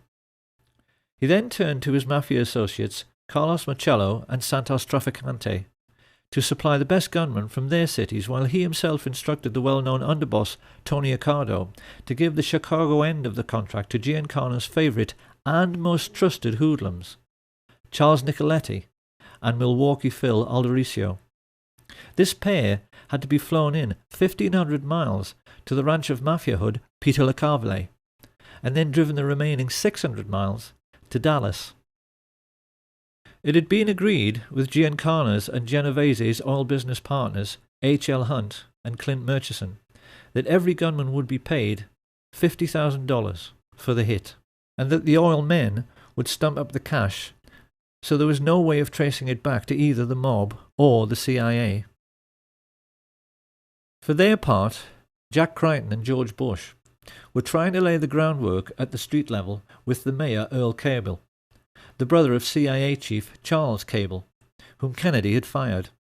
Both the Cable brothers were crucially important in the development of the fine details of the plot, because they agreed to allow Crichton and his associates, George Lumpkin, the Dallas police chief, Lieutenant Colonel George Whitmire and Harry Weatherford, to make use of their 488th Military Intelligence Detachment, a privately funded part-time intelligence force which had amongst its ranks many members of the John Birch Society, the Ku Klux Klan, and around half of all the serving police officers in Dallas. The plotters realized this was a masterstroke, because it meant they could control the streets and the crime scene, but they also realized that when the shooting occurred, the response of at least half the police on duty would appear to be completely genuine. And yet for all this intricate planning, involving, as Sam Giancana later admitted, dozens of men, the American Nazis were aware they still had a problem. Getting the snipers into position and coordinating their fire by radio was not too difficult. It's something the military do every day. But this problem of blowing the man's head clean off had another side to it. Supposing, as can happen, all the snipers missed. How could they possibly legislate for this contingency? You see, being a professional sniper is a lot like being a professional golfer. Everyone knows that, generally speaking, a golf pro on a par 3 will hit the green. But even the world's best occasionally miss by a wide margin, and the same can happen to any rifleman. We can be quite certain that the guiding brains of the American Nazis, Allen Dulles and David Atlee Phillips, in order to cover this eventuality, must have at least considered having one assassin run up to the limousine to attempt a point-blank range mafia-style shooting should the others miss. But then another problem appeared. Supposing their assassin couldn't run quick enough to jump on a speeding car. Little by little, the realization hit home. The plot could even wind up looking silly and themselves ridiculous. There was only one answer. They would have to control the president's protection, the Secret Service. Marita Lorenz testified under oath that in late November of 1963 she drove from Miami to Dallas, Texas with Frank Sturgis, followed by a backup car which contained a stash of weapons. Travelling along with them were Jerry Patrick Hemming, an American mercenary like Sturgis. Were you ever offered money to assassinate President Kennedy? Directly, on numerous occasions. Two Cuban brothers, Ignacio and Guillermo Novo Sampol, a Cuban pilot called Pedro Diaz-Lance, and his friend, Orlando Bosch. At first, Marita assumed this was to be just another arms smuggling engagement, just like many others she'd been on with Sturgis before. However, when they reached their Dallas motel, they were visited by someone Marita had met many times before, CIA agent E. Howard Hunt, who stayed almost an hour and paid Sturgis with cash stuffed in a very large envelope. This was the evening of November 21st, 1963, and Marita began to get worried. She knew that President Kennedy was visiting Dallas the next day. Becoming concerned, she pressed Sturgis as to the real purpose of the visit, and when he told her that for this one time it had to be confidential, she decided she wanted out. Marita had no way of knowing that a great number of other people had made similar journeys that day. CIA pilot Tosh Plumley flew several assassins into Dallas Love Field without even being told who they were. From all over the country, radio operators, riflemen, drivers, false ID suppliers like Chauncey Holt and Bernard Barker, and getaway pilots like David Ferry converged on the city. Whilst at the home of oilman Clint Murchison, a group of his Nazi friends were congregating to celebrate Kennedy's imminent demise. Due to the testimony of LBJ's mistress, Madeline Duncan Brown, the mother of his illegitimate son, we now know that amongst these guests were J. Edgar Hoover and his homosexual lover Clyde Tolson, who stood to lose the millions they'd invested in their host's oil business if Kennedy lived. Hoover also knew Kennedy wanted to replace him as head of the FBI. The two Brown brothers of Brown Brothers Harriman, who along with Cliff Carter, John Connolly, and Senator Joseph Yarborough stood to lose millions from lost defense contracts because they knew JFK wanted to end the Vietnam War. Also present were Joseph Sevilla, head of the Mafia in Dallas, and the mayor of Dallas, Earl Cable, the CIA men who knew the president was serious about smashing the Central Intelligence Agency because he'd already fired Cable's brother Charles. Having a drink with them was Chase Manhattan bank chief John McCloy, a confirmed Nazi who had shared a box with Hitler at the 1936 Berlin Olympic Games, and Mafia chieftain Carlos Marcello, who felt nicely at home rubbing shoulders with Sam Giancana's representatives Jack Ruby, Richard Nixon, and Harrelson Lafayette Hunt. The media were represented by Eamon G. Carter, and the only one who might have felt a little out of place as he awaited his boss was the world-class marksman and serial killer Malcolm Wallace. Late in the evening, Lyndon Baines Johnson finally turned up and briefly went into the party. When he came out to greet Madeleine Brown, she said he was euphoric. Let's go back to the night before. When Johnson came out of the meeting, what did he say to you? He was so angry. He had a violent temper when he was upset. Well, let's use the exact words that he said to you. What did he say to you? He grabbed me by the arm, and he had this deep voice, and he said, "After tomorrow, those SOBs will never embarrass me again. That's no threat. That's a promise." Johnson had clearly been told by the people in that room that everything was ready. The next morning, the president landed at Love Field and was led to his car by Governor John Connolly. As he is driven away, it is immediately apparent that something is wrong, as Secret Service agent Henry J. Rickber tries to take up his proper position on the president's limousine, holding on to these handles provided for the purpose, and is ordered to stand down by Emory Roberts. Let's just look at Rickber's reaction again. He is quite clearly disgusted. Why aren't they letting him do his job? And as the car glides into Dallas, we can now see how the removal of his Secret Service protection has opened the president up to a field of fire from almost any direction. It's plain from these pictures that as the motorcade moved on into Dallas, the Secret Service, meant to protect the president, remained crowded together on the vehicle behind. While travelling in the pilot car some 400 yards ahead, 3 men are smiling as they see everything is going to plan. Crichton, Lumpkin, and Whitmire have used their influence to remove the military protection which should have been amongst the crowd. And whilst the people lining the parade route are 10 deep in places, Lumpkin has seen to it that the police have let almost no one into the would-be crime scene. Pausing at the corner of Houston and Elm, Lumpkin is seen exchanging reassurances with one of his men. Yes, he tells him, the hit is on. Glancing discreetly upwards, he sees Weatherford and the best Cuban sniper, Eladio del Valle, preparing to fire. The signal is passed to the other snipers to get into position. Having been let into the Daltex building by oil baron Harrelson Hunt, Eugene Hale Brading unlocks the second-floor broom closet. A client of New Orleans lawyer G. Ray Gill, who also represents mafia boss Carlos Marcello, Brading has a getaway pilot waiting, whom Gill employs as a private detective, David Ferry. He opens the window, and as Charles Nicoletti loads his rifle, Richard Kane listens to his radio. Car coming. Get ready. Closing the door, Milwaukee Phil Aldericio guards the corridor with 2 Cubans, Rolando Mesferrer and Rolando Otero. This basic pattern was established all over the plaza.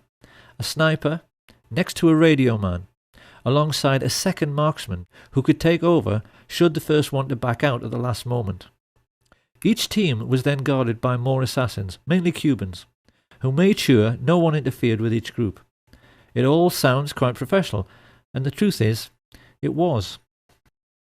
Sam Giancana's spy in the Chicago police force, Richard Kane, was an electronics and wiretapping expert who spoke 5 languages. Up on the grassy knoll, with his childhood friend Charles Harrison, stood the diminutive Charles Frederick Rogers, a nuclear physicist who worked in seismology for Shell Oil. He was also friends with David Ferry and the Civil Air Patrol. Up in the Texas School Book Depository, LBJ's psychotic hitman Malcolm Wallace held a PhD and taught at the University of Texas.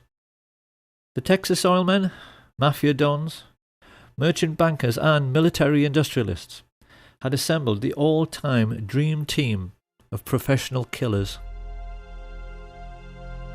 They were there to make absolutely certain their king died, and the two men who in later years would steal his crown, Richard Milhous Nixon and George Herbert Walker Bush, smiled from the sidewalk as they exchanged winks with Jack Crichton. There was no way Kennedy could escape now, and they knew it. Arranging his sniper's nest at the other end of the 6th floor, Sturgis was the first to be spotted by Arnold Rowland.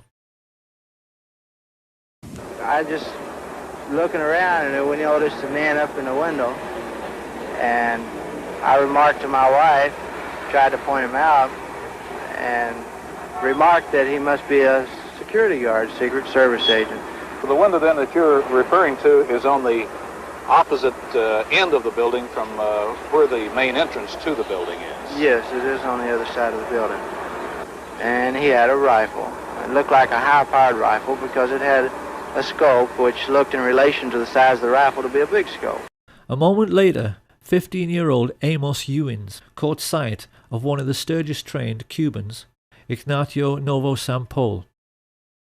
Even more significantly, Richard Randolph Carr, a steel construction worker who was looking for a job in the new Dallas courthouse, which was then under construction, stared out from his 7th floor vantage point and saw Malcolm Wallace taking position to fire.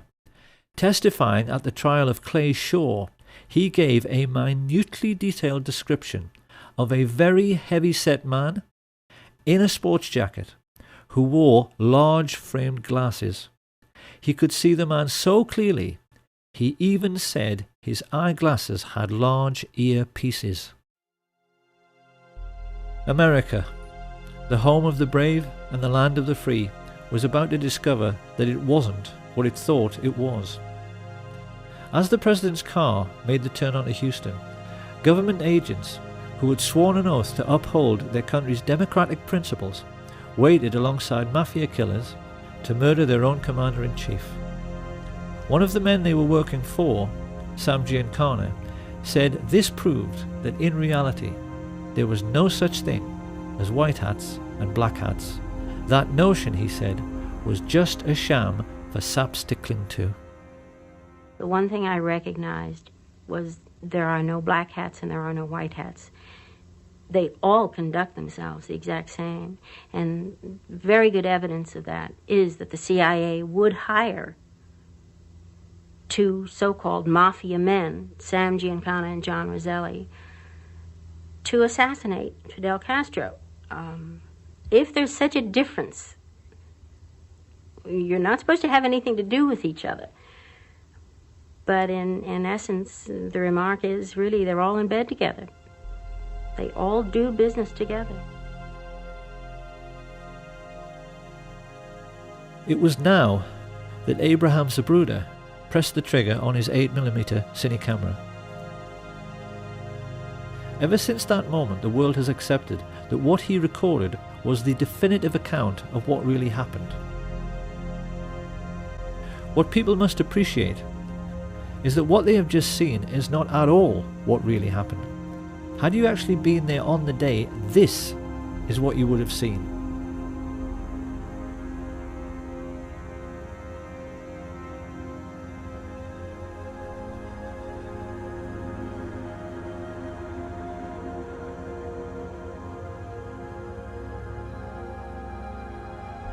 And doesn't that look a great deal more suspicious? So just exactly what did happen during the 10 seconds Zapruder was filming. To begin with, Dulles, Lansdale and Atlee Phillips had tried to get over the problem of volley fire, blowing the president's head clean off by firing in 4 stages. Stage 1 was meant to be a single shot by Charles Nicoletti into the back of Kennedy's head from the Daltex building some 40 yards behind. Had he succeeded, the plotters would have had the single assassin with one bullet story they wanted. But in his excitement, the Mafia assassin squeezed the trigger too soon. His bullet ricocheted off the hard chrome sill of the limo's back seat and struck the curb beneath the overpass, sending up a sharp piece of concrete which scratched James Tague's face. Watch again. We clearly see how this little girl stops running and her gaze looks directly at where the shot originated and not up at the 6th floor of the depository. It was now that Umbrella Man took over. Standing right at the curbside, it was his job, should the first shot miss, to give a clear visual signal. Target is not injured. The intelligence chiefs knew that if this situation occurred, Kennedy would now be moving rapidly away from the first sniper. They knew the only way to make sure of getting him was to fusillade the car. So a moment later, 2 rifles tried to fire from directly in front at exactly the same time, to deceive witnesses into thinking there was only one shot. You said you'd killed President Kennedy. At the same time I said I had killed the judge, I said I had killed Kennedy. Well, do you believe Lee Harvey Oswald killed President Kennedy? We'll get back to that. Alone, without any aid from a rogue agency of the U.S. government, or at least a portion of that agency. I believe you're very naive if you do. Harrelson's bullet hit JFK in the throat, and another gunman, hiding in a culvert 50 yards away, up in the embankment of the overpass, made the hole in the windscreen, which was later seen by Dr. Evalier Glanges. The presidential limousine was there. Had been standing there for some time just watching the back of the emergency room. Talked to my friend next to me and said, "Look, there's a bullet hole in the windshield," and pointed it out to them. But it was very clear. It was a through and through bullet hole through the windshield of the car from the front to the back. As Kennedy emerges from behind the road sign, his distress is clear, while Governor Connolly remains composed. This single frame of the Zapruder film makes nonsense of the single bullet theory, because it's quite clear both men have not been struck at the same time. Kennedy has now passed through 2 layers of fire and has not been hit in the head. To cover this eventuality, the assassins were given a simple instruction: fusillade the car with everything. So that in the next few moments, the 5 remaining riflemen fired, causing the Secret Service agent riding in the front passenger seat, Roy Kellerman, to report a feeling like a jet sonic boom as the hail of bullets whistled into the car. It is now more than 3 seconds after Kennedy is hit in the throat that Frank Sturgis misses his target altogether and blows out 5 inches of Governor Connolly's ribs, compressing his lungs and puffing his cheeks, with a bullet which quite clearly struck at far too steep an angle to come from the other end of the depository. In almost the same instant, Eladio Del Valle hit the governor in the wrist, Weatherford fired into his thigh, and Nicoletti's second shot hit the chrome frame of the window. A moment later, the best marksman, Malcolm Wallace, shot Kennedy in his upper back, the bullet strike witnessed and recorded by all the Secret Service men in the following car. Jackie Kennedy starts looking concerned, and yet even now there are no obvious signs that her husband, held upright by his back brace, has been shot twice. The assassins have so far failed to hit him in the head, and it is now that they play the ace up their sleeve. Here we can finally answer the riddle of where on an empty street you can hide a man with a rifle, and how he can manage to shoot a man speeding past him in a limousine. The answer is that he can't, and that is why the driver, William Greer, looked around twice to see whether Kennedy had been hit in the head, and when he saw he hadn't, as dozens of witnesses, including police officers, confirmed, he stopped the car completely. His orders was to slow down where the rest of the guys... This is Greer, the driver of the presidential limousine. Yeah, presidential limousine. Slow down to almost a stop.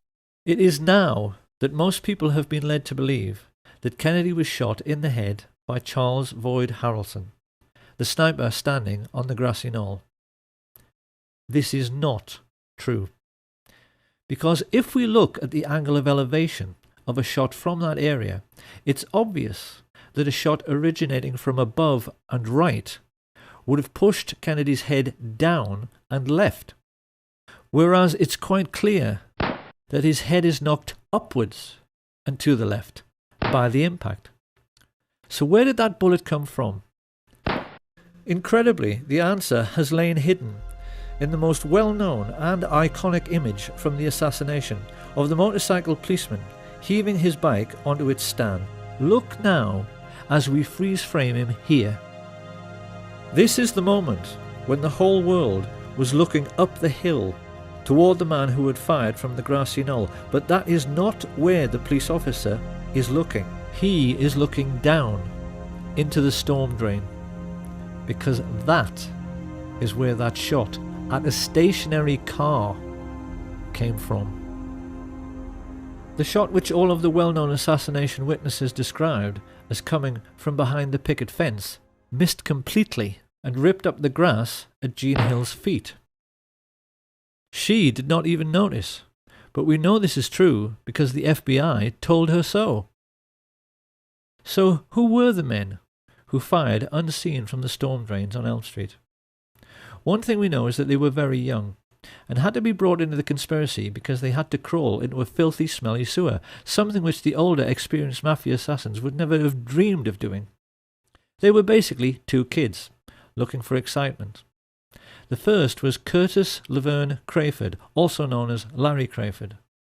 Formerly CIA, he had worked for Ruby at the Carousel Club, and Ruby had told everyone his name was Lee Harvey Oswald until Lee Harvey Oswald walked in.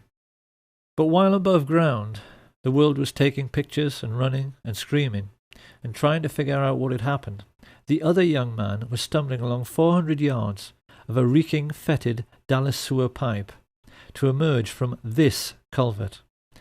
And he was not Lee Harvey Oswald, or Roscoe White, or J.D. Tippit, nor even a Cuban or Russian communist. His name was Jack Allen Lawrence. And we know that after stumbling up this bank, he turned up 15 minutes later at the Lincoln Mercury car showroom, where he'd obtained a job with false references, pale, sweating, and, on a hot sunny day in Dallas, covered in mud.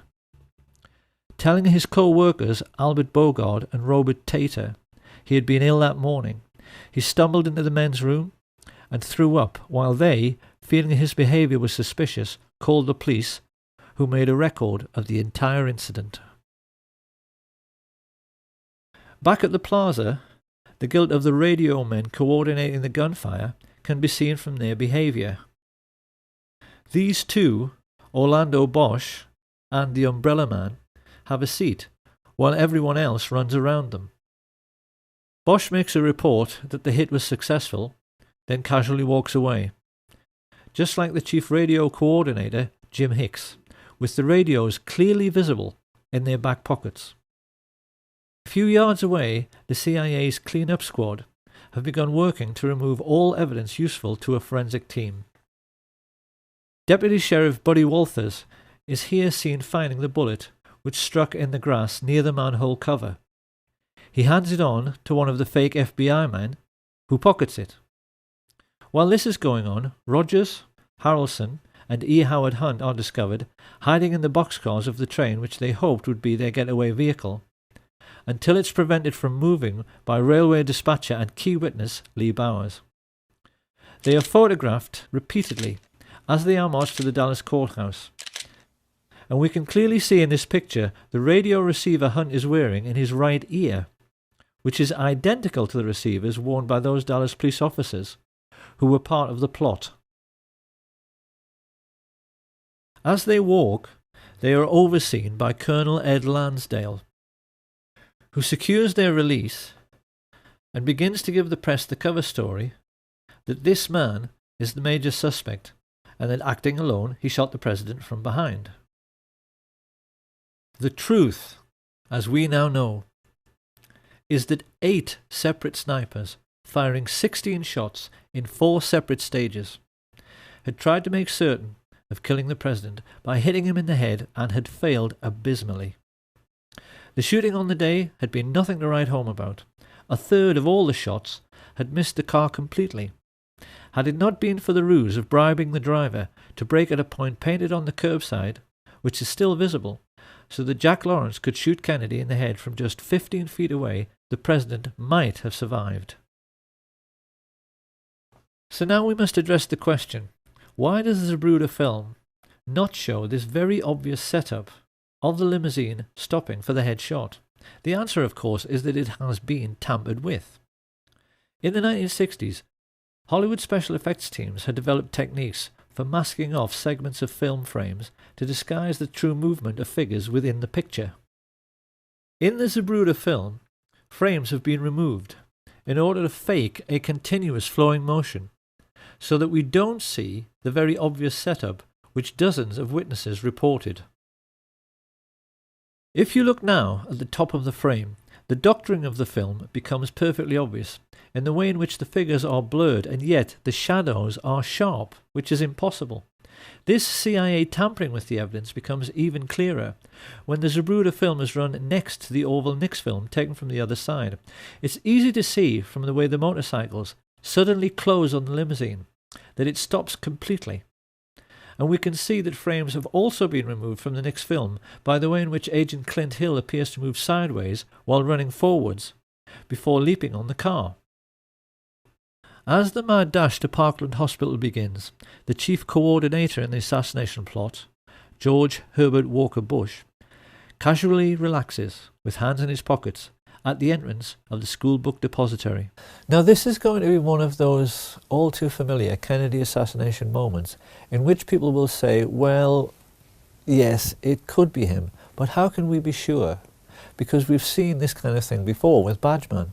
However, a gentleman who I think must be a police detective has posted a YouTube video in which he utilizes the latest forensic techniques for identifying murder suspects by making a comparison between the photo taken in Dealey Plaza and one of George Bush in conversation with Richard Nixon during Watergate. This man points out that this person has exactly the same skull shape, exactly the same hairline, chin and nose as George Bush. He is also wearing the same type of suit, white shirt and exactly the same type of tie.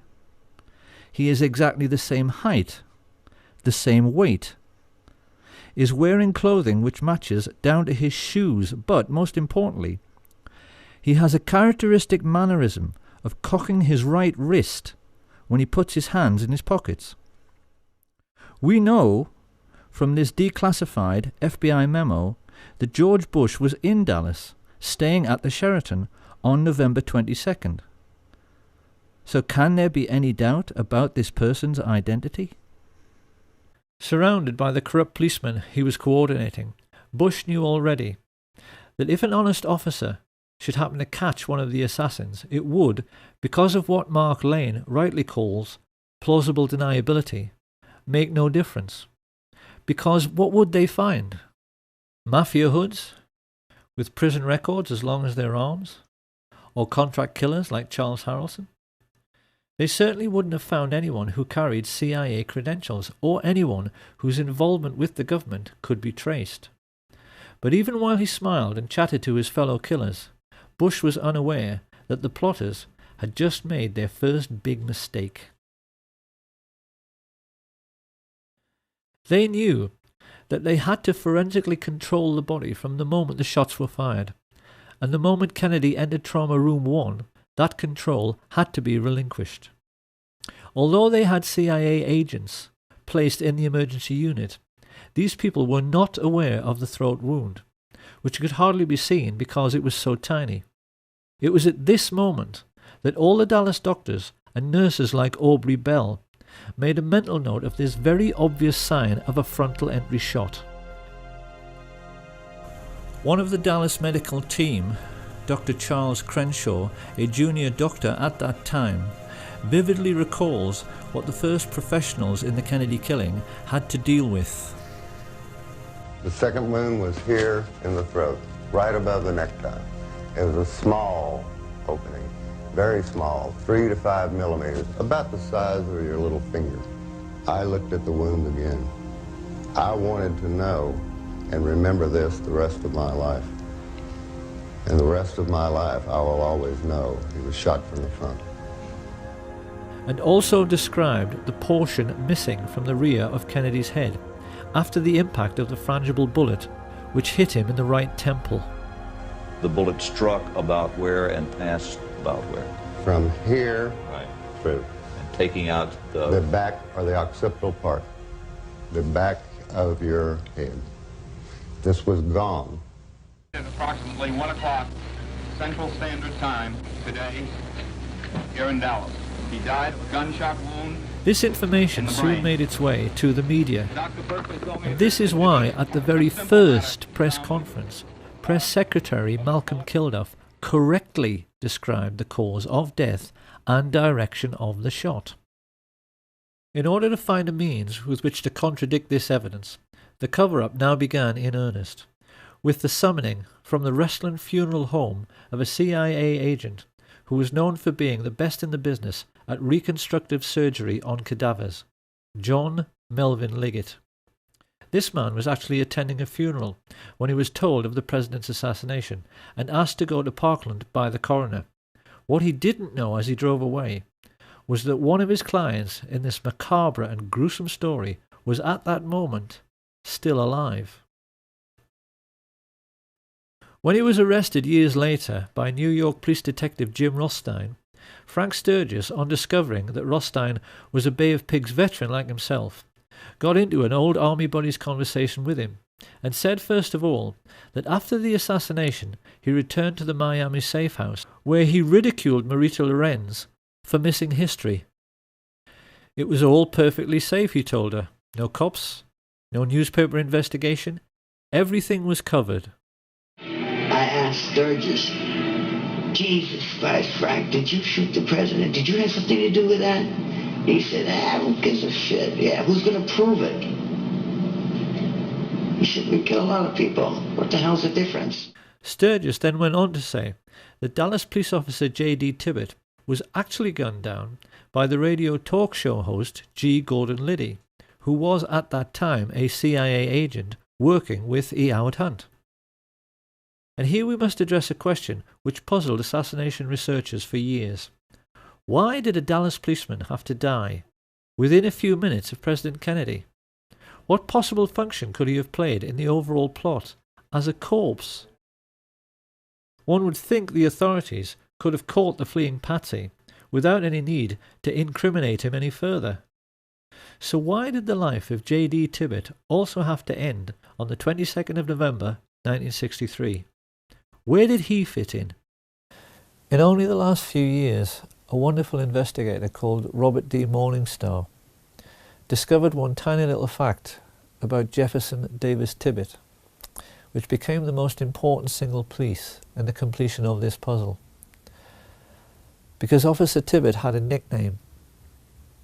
When he was at work, his fellow officers always used to call him JFK, because at 39 years of age he looked exactly like him. In the only well-known picture of Tibbett, his Elvis haircut makes him appear very youthful, but having turned grey and having nearly turned 40, most people felt his resemblance to Kennedy was uncanny. What Tibbett never knew, as he drove past assassination witnesses Jack Tatum, Domingo Benavides and Aquila Clemens, was that he had been selected to play the role of the president in death. Researchers have always believed it couldn't be a coincidence that Tibbett was shot in the right temple, just like JFK some 45 minutes earlier. They wondered why bullets had been removed from his body in the ambulance, and why, when he was pronounced dead on arrival at the Methodist Hospital, it was felt necessary to move his body to Parkland. With their concentration firmly fixed on the casket of the deceased president, the newsmen completely ignored the ambulance which spirited away the body of J.D. Tippit, so that it could be loaded onto Air Force 2 where John Melvin Liggett was waiting. When Kennedy's casket arrived at Love Field a few minutes later, Clint Hill, the agent who jumped on the car, recalled that all the people aboard Air Force One were told they had to go forward to witness the swearing-in of Lyndon Baines Johnson. This, of course, was just a ruse, to get Jackie Kennedy to leave her husband's body, and the moment she was out of the way, his cadaver was stolen and placed aboard Air Force 2 next to the cadaver of J.D. Tippit. Many people have seen this famous picture, in which LBJ is smiling at Congressman Albert Thomas, a moment after becoming president, and he is winking back. We haven't known until now just how huge and terrible a secret he was sharing with Johnson, because at that moment on the plane right alongside, the most highly qualified specialist in reconstructive surgery and embalming in the country, John Melvin Liggett, was starting to make a facsimile of the dead president, using the body of J.D. Tippit in order to obscure the true extent of the damage to Kennedy's head and make it seem consistent with a shot from behind. But Liggett realized immediately this was well nigh impossible, because having been told over the radio about the head shot, Liddy took it upon himself to try and ape this damage by firing into Tippit's torso and then, when he was down, firing into his right temple, instead of into the back of the head as he'd been instructed. This was a second huge mistake. The human brain has a consistency like play school plasticine. Fire a bullet through it, and it is very easy for a skilled pathologist to track the bullet's path at autopsy. What Liggett wanted to show to any investigators was a brain that looked like this. What he had was one brain which looked like this, and another which looked like this. A large portion of Kennedy's brain had been ripped out by the impact of the explosive or frangible bullet, and what remained was filled with tiny shards of lead, some of them microscopic, which might take all night to locate. Liggett was terrified. The plotters had asked him to play Dr. Frankenstein at 30,000 feet. Yet with all his embalming experience, he instantly realized a botched job was the best he could possibly deliver. In his panic, he sawed off Tippit's skull and simply ripped out the entire brain to at least make sure no one could track the bullet which, after Liddy's error, had so obviously come from the wrong direction. He then compounded Liddy's error by making a large hole in the rear of the head to ape the damage to Kennedy's head. With this done, he rebuilt the skull, hurriedly sewed the scalp back together, and then set about the gruesome task of trying to make the cadaver of J.D. Tippit more closely resemble the cadaver of John F. Kennedy. By shaving eyebrows, bringing forward Tippit's slightly more receding hairline, filling in missing segments of both heads with plaster of Paris, and rebuilding portions of the flesh with wax. Liggett performed this ghoulish service while the aircraft he was on, Air Force 2, went through the usual procedure of leapfrogging Air Force 1 to arrive at Andrews Air Force Base slightly earlier. He wasn't given long enough, and in the rush to get finished, the plotters now made their third and most stupid mistake. Instead of placing Tippit's body in a casket identical to the one aboard Air Force 1, they placed him in a Spartan grey metal coffin inside a body bag. As the TV media showed these distressing pictures to a world reeling in shock, it's hardly surprising that no one ever dreamed this casket could be empty, but it was. As it was driven away, out of sight of the media, the two bodies were taken from Air Force 2 and loaded onto a helicopter. It was at this point that the two honest men, FBI agents Francis X. O'Neill and his partner William Siebert, became crucial figures in the story. They explained to researcher David Lifton that they made the journey to the Naval Hospital at Bethesda in the car behind the hearse which carried Jackie and Bobby, and most notably Admiral George Berkeley, who made sure he stayed with the empty coffin by sitting on another man's lap. Upon reaching Bethesda, Siebert and O'Neill said Berkeley then guided the family members into the building while the hearse was ordered to the rear to unload. But that was where the simplicity ended. The FBI men and many other witnesses recalled a scene of absolute mayhem in which no one seemed to know what was going on, and military men were rushing around everywhere, exchanging anecdotes about decoy ambulances they had been ordered to follow, which had become high-speed chases around the hospital grounds as these vehicles raced away. It seems this confusion was created with the intention of misleading both the press and the large respectful crowd which had gathered on the lawn. People were asking each other which ambulance contained the president's body. Then a rumour started that it was coming by helicopter, but which one? Everyone watching that night recalls the air was filled with them, and the FBI men also told Lifton that in the midst of all this mayhem, they helped to carry the casket inside. This was flatly denied by the team of Navy men who said they did it alone. It is therefore perfectly clear that 2 bodies were brought to the morgue separately whilst confusion reigned. And it was now that the plotters themselves became confused by the mayhem they had created, because they left J.D. Tibbet's cadaver in the wrong casket.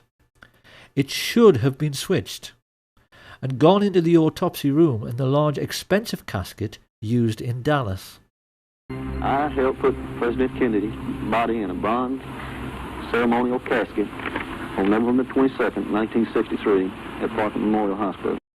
Instead, mortuary technician Paul O'Connor received a coffin so dull and nondescript no one could believe it had been utilized to transport the body of a president.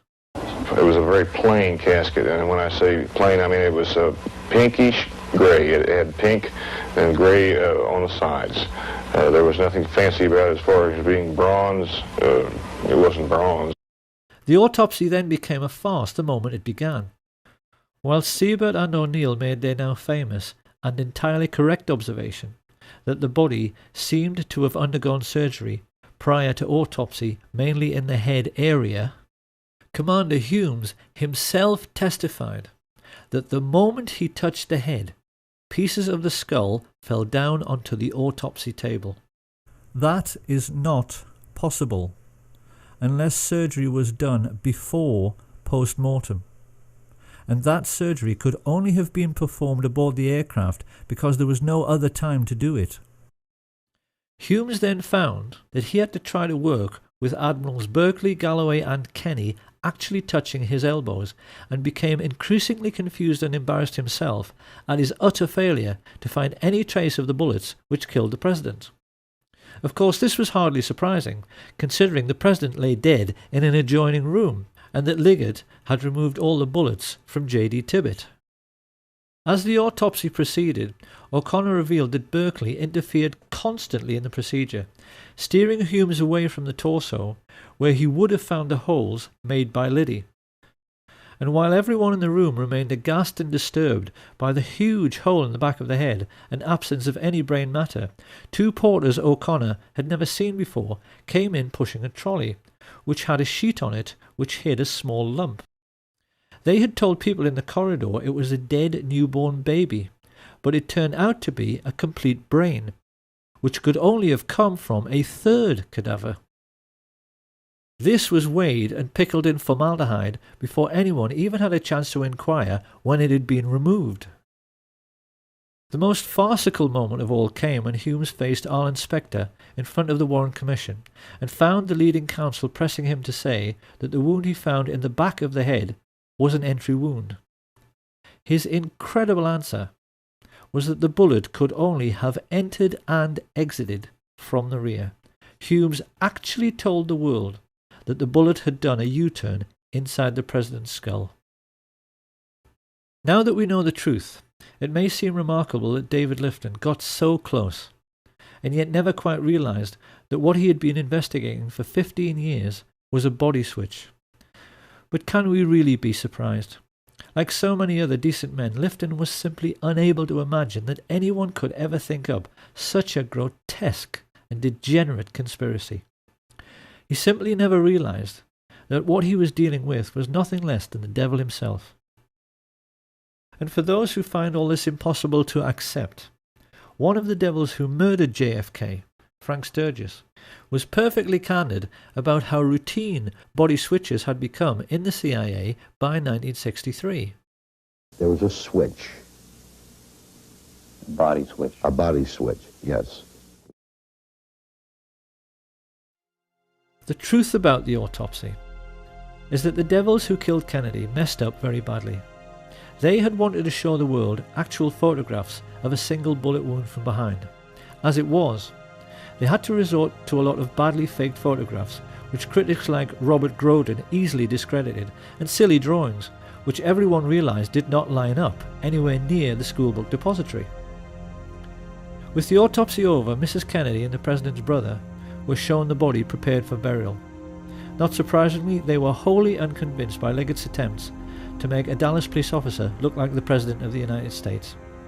Witnesses there at the time said Bobby scoffed and said, "It doesn't look anything like him," while Mrs. Kennedy became adamant. "It isn't Jack," she declared. That looks like something you'd find in Madame Tussauds Wax Museum. Many people have studied this alleged picture of the President's remains and wondered how it could possibly be John F. Kennedy when the Zapruder film clearly shows this right temple area being blown apart by the impact of the frangible bullet. The simple answer is that this is not JFK. It's the corpse of Officer J.D. Tibbet, surgically altered to look like the President. On arriving home, Liggett was informed the plot was in serious trouble. His wife Lois told how he staggered in the door, unkempt, dishevelled, and quite obviously exhausted, which was very out of character for a man who took pride in always being neat, tidy, and organised. It was about 24 hours before I heard from him. He came home and he walked in the door, and when I saw him, he physically looked like he had really been through a very traumatic experience. His clothes were disarrayed, and that was so out of character for him. And he said, "We're going to get out of town for a while until all of this blows over." And that was a quote, because I thought, well, what blows over? Minutes later, they were speeding down the highway towards Corpus Christi, utterly bewildered as to what on earth was going on. Chain-smoking at the wheel, Liggett was looking increasingly nervous. It wasn't just that his botched reconstruction had failed to convince and would lead to courtroom testimony of bullets doing U-turns inside the President's head. The problem was that the patsy was still alive. Deputy Sheriff Roger Craig told investigators it was plain to him that Lee Harvey Oswald was not meant to survive his arrest procedure. He said that when he arrived at the Texas Theater, a group of his fellow officers were waiting at the rear, guns drawn, and that it was quite obvious that Oswald was meant to make a break out the back door where he would run into a hail of gunfire. However, Oswald himself was an intelligence agent, and once he realized he had been chosen as the fall guy, he briefly prolonged his existence by loudly yelling so that all the witnesses present could hear, "I am not resisting arrest. I am not resisting arrest." This is why Liggett, like all the others involved in the plot, was shaking in his boots on November 23rd. They were all aware that a sharp lawyer could get Oswald released simply by discovering that the chain of evidence had been broken in relation to Kennedy's remains. Once free to talk, and with intimate knowledge of the major players in the assassination plot, he could have gotten the heads of the FBI and CIA, all the military chiefs of staff, the mafia chieftains, and the Dallas oil men all thrown in jail together for murder. Many people have wondered how the plotters could be so unbelievably dumb and so unbelievably obvious as to have Oswald murdered live on national television. The simple truth was that they had absolutely no choice. Their botched assassination attempt had proved that they were not as smart as they thought they were. The actual shooting had gone very badly. Most of the shots had missed. They'd had to botch the autopsy, and now they were having to botch the silencing of the patsy. Lois Liggett recalled that the moment Ruby fired, the atmosphere in their motel room evaporated. The minute he saw that, he looked at me and said, "Everything's okay now," and you could just see his face. He was like all the pressure had been taken off of him. All of a sudden he was like, sigh of relief, let's go, we can go home now. It was basically, pack your things, come on, we're leaving, you know, now we can go. The family turned around and went straight back home to discover that Mr. Liggett now enjoyed a new vocation. It appeared he had suddenly come into millions, which bought his family a big new house and himself a new lifestyle, which included many wild poker parties at which, among others, he hosted David Ferrie. This was not Lois Liggett's scene. She divorced him, heard that not long afterwards he was arrested for murder, and then shot dead while trying to escape. But this was not the end of Liggett's story. His new wife told Lois that the man she buried could not have been John Melvin Liggett, because the corpse she was shown had a moustache and he couldn't grow one. Then many years later, Lois Liggett actually saw her deceased ex-husband in a casino while on a trip to Las Vegas. Quite clearly, this man had been the beneficiary of yet another CIA body switch. And to this day, doubts remain as to the true fate of Jack Ruby, Lee Oswald, John Liggett, and the President himself. Many researchers now believe the plotters may have kept Kennedy's remains as a souvenir and buried J.D. Tibbett in Arlington Cemetery.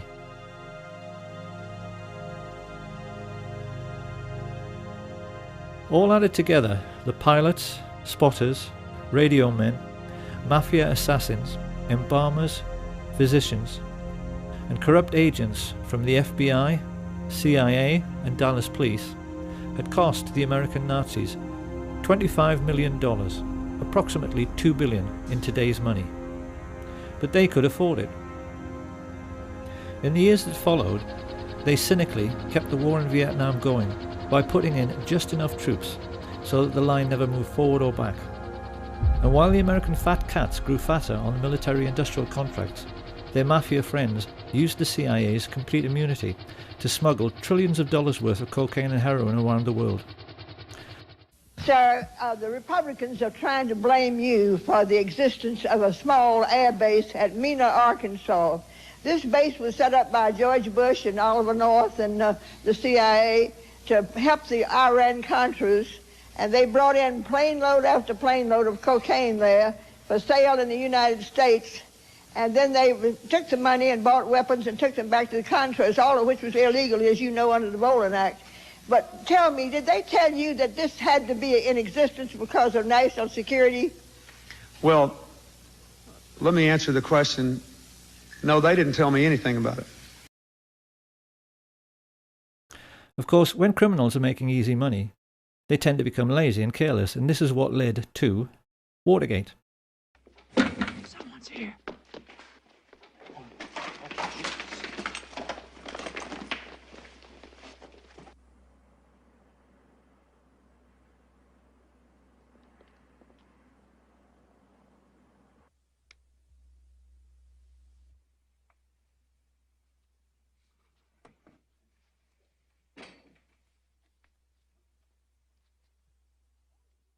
Hold it, you must hold! Police! Put your hands up!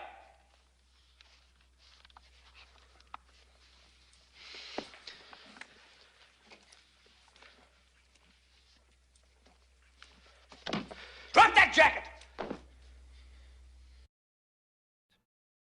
When the two plainclothes police officers switched the lights on in the Watergate building, who should they find hiding there? Frank Sturgis and Bernard Barker, who were working for E. Howard Hunt, exactly the same people who had murdered President Kennedy 9 years earlier. Sturgis even told the San Francisco Chronicle that the true reason for their burglary of the Watergate offices was to retrieve compromising pictures of CIA men in Dealey Plaza, which the Democrats were going to have published. Of course, somebody had to take a fall for conducting such a woefully sloppy operation, and when Howard Hunt found himself in prison for 33 months, he rather turned against his old friends for making him into the patsy on this occasion. He began sending messages to President Richard Nixon, that he might just tell all he knew about what really happened in Dallas on November 22, 1963. And one of Nixon's presidential aides, Dean Birch, recalls that when he heard about this, George Bush broke out all over in assholes and shit himself to death. It was this situation which led directly to what journalists now refer to as the Watergate murder, the crash of Flight 553.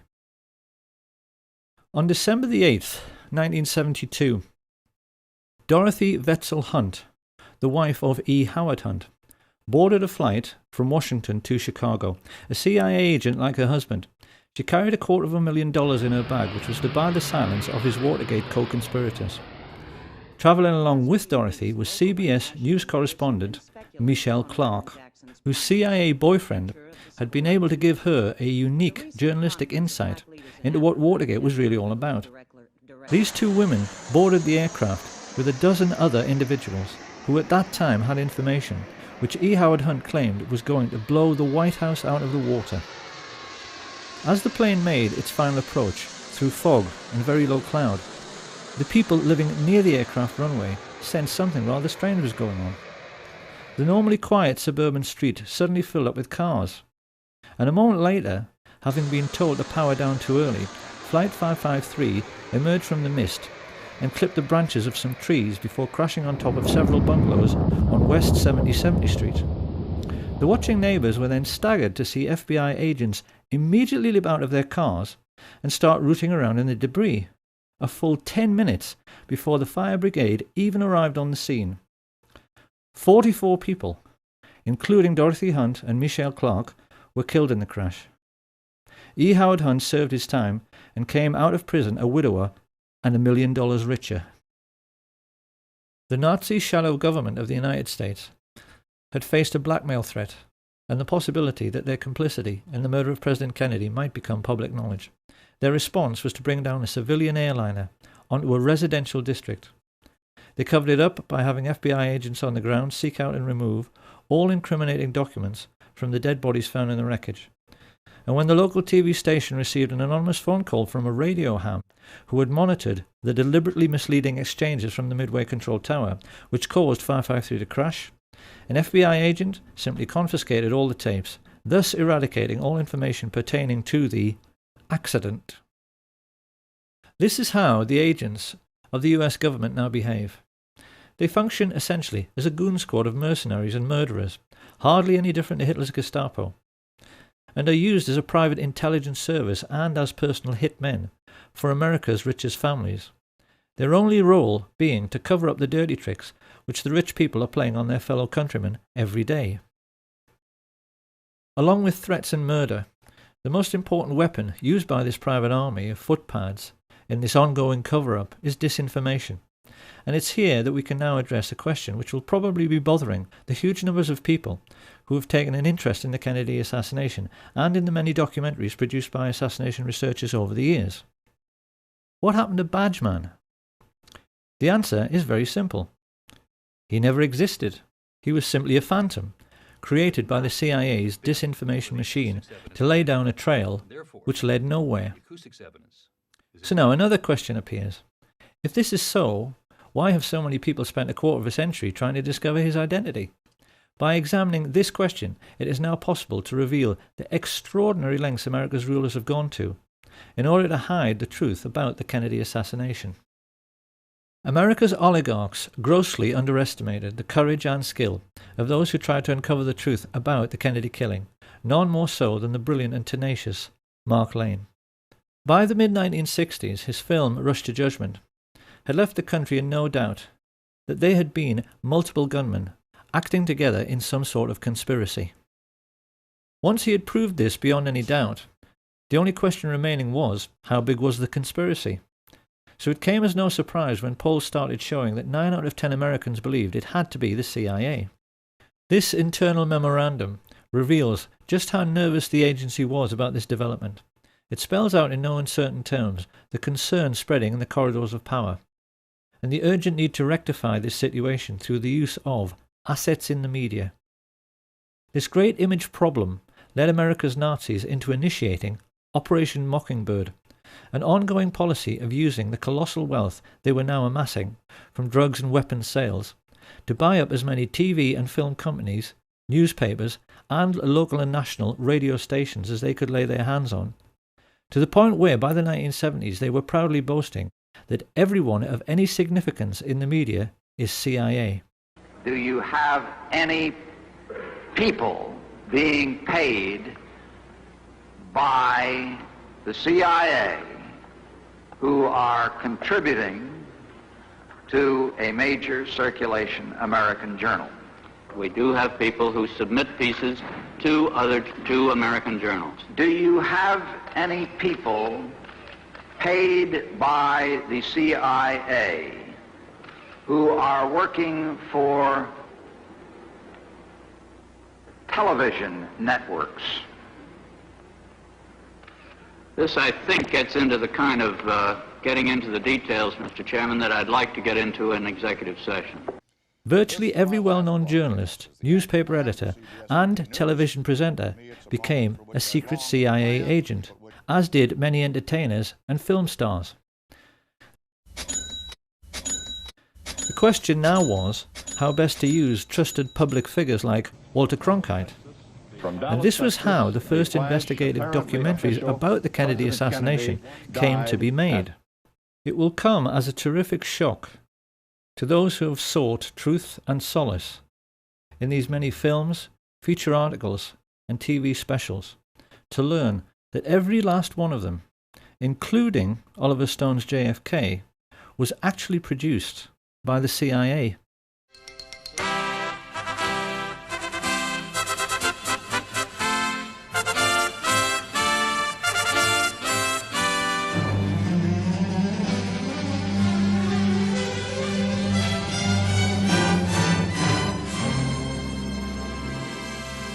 A classic early example of this kind of disinformation was the Nova film, which featured two scientists, Brian Holstrom and Steve Isabel, who found Badgeman in a tiny fragment of the famous Mary Moorman Polaroid through photographic enhancement. But when investigators took the trouble to actually measure the size of these three figures, it became obvious that they were so tiny they were too small to even be children. Using the scale provided by Abraham Zapruder over on the right, it's clear that these alleged people are so lacking in stature they wouldn't actually have been able to look over the stockade fence. The truth is that they never existed. And so the question now is, who were Holstrom and Isabel? And who, for that matter, was Gordon Arnold, the old-age pensioner who appeared in The Men Who Killed Kennedy to claim that Badgeman had kicked him and taken his camera? I could be the only one that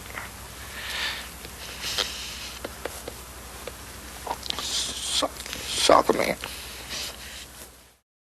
The answer is that they were all professional actors, because this is how the devil operates.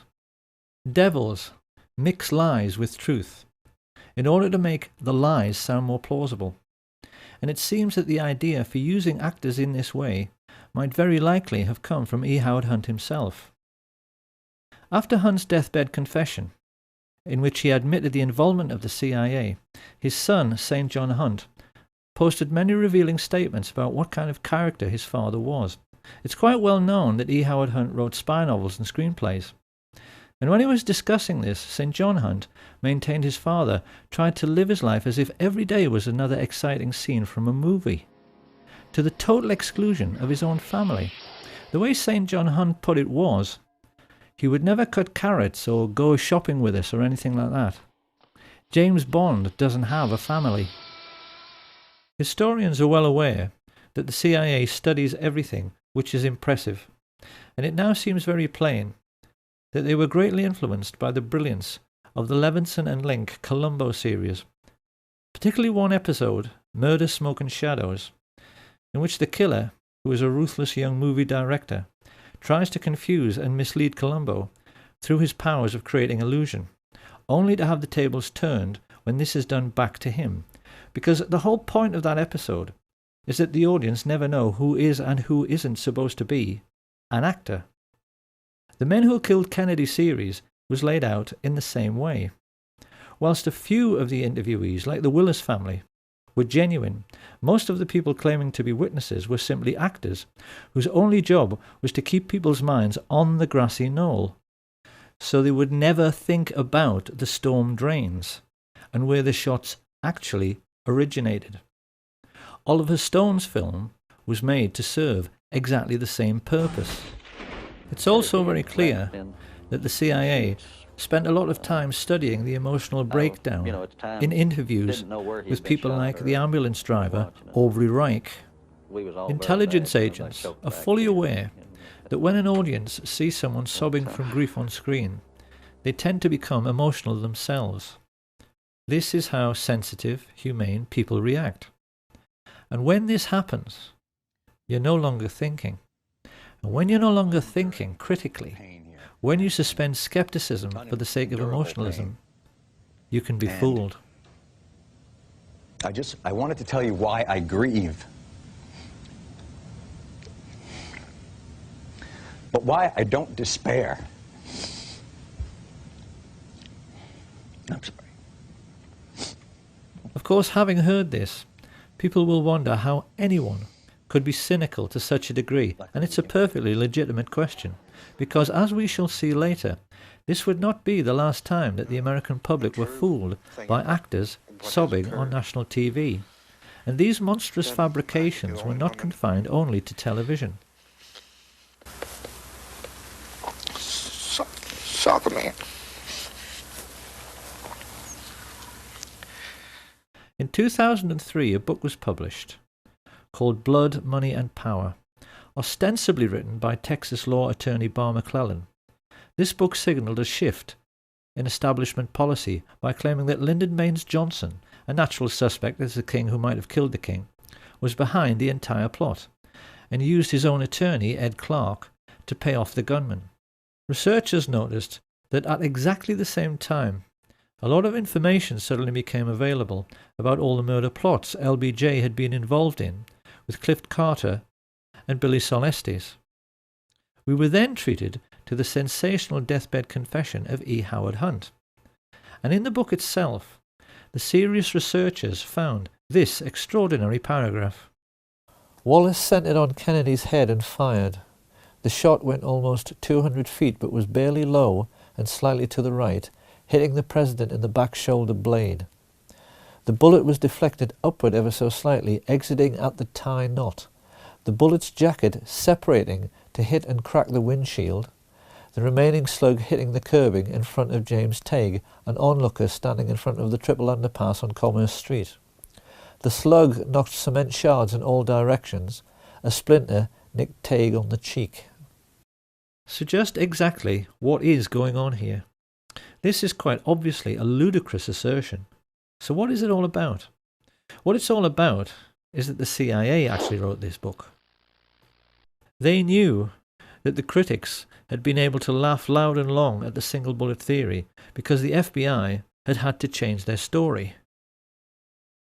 At first, they had accepted the indisputable evidence that James Tague was scratched by a bullet as he watched from below the overpass, because they initially claimed that the first shot alone had gone through the president and the governor, making 7 separate wounds in 2 different men.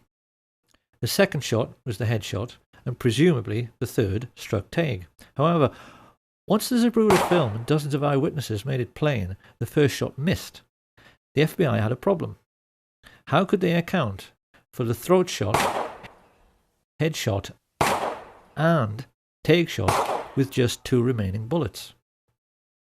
This utterly ridiculous paragraph was a lame attempt after 40 years to come up with an answer, and the lengths the CIA went to get people to believe it were contrived, to say the least. It's first of all the simplest matter to refute this version of events by asking how the CIA could possibly know this is how it happened. The bullet splitting apart in mid-air? Are they saying they had Dealey Plaza rigged with fast-motion cameras, which allowed them to replay the flight of every bullet in slow motion? If so, we'd all love to see those pictures. And even more to this, Barr McClellan's interview became the linchpin in the final episode of The Men Who Killed Kennedy. which was then banned from public broadcasting after a lawsuit was allegedly brought against the History Channel by former Presidents Carter and Ford and their friends Jack Valenti, Bill Moyers and Lady Bird Johnson. Of course, this was just more disinformation.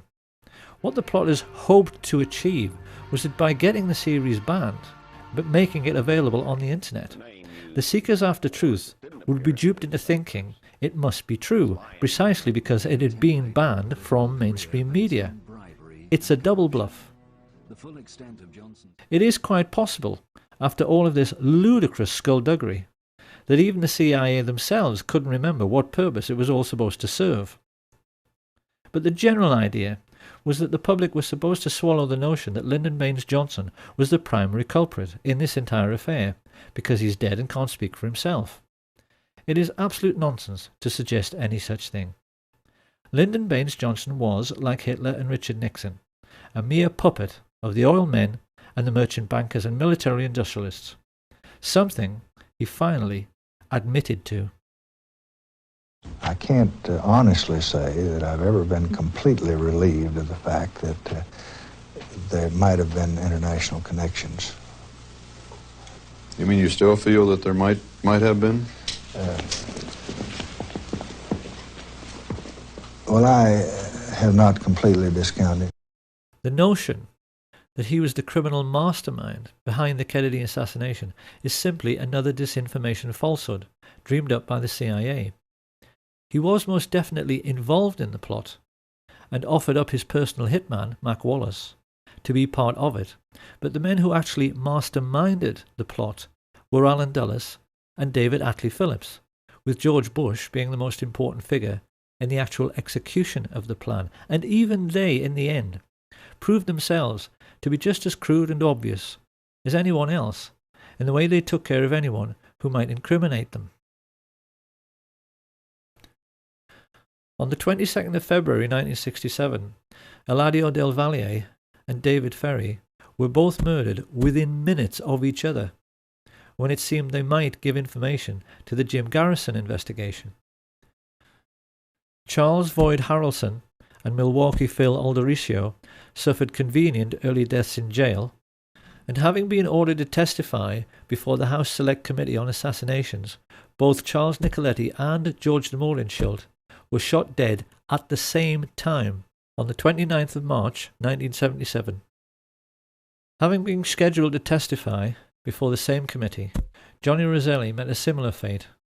His body was found floating in an oil drum in Dumbfounding Bay, Miami, just after Malcolm Wallace was murdered in exactly the same way as Lee Bowers. On a stretch of empty American highway, his car was forced off the road, then CIA agents smashed his head into the steering wheel until he died, to make it appear like a single-car accident.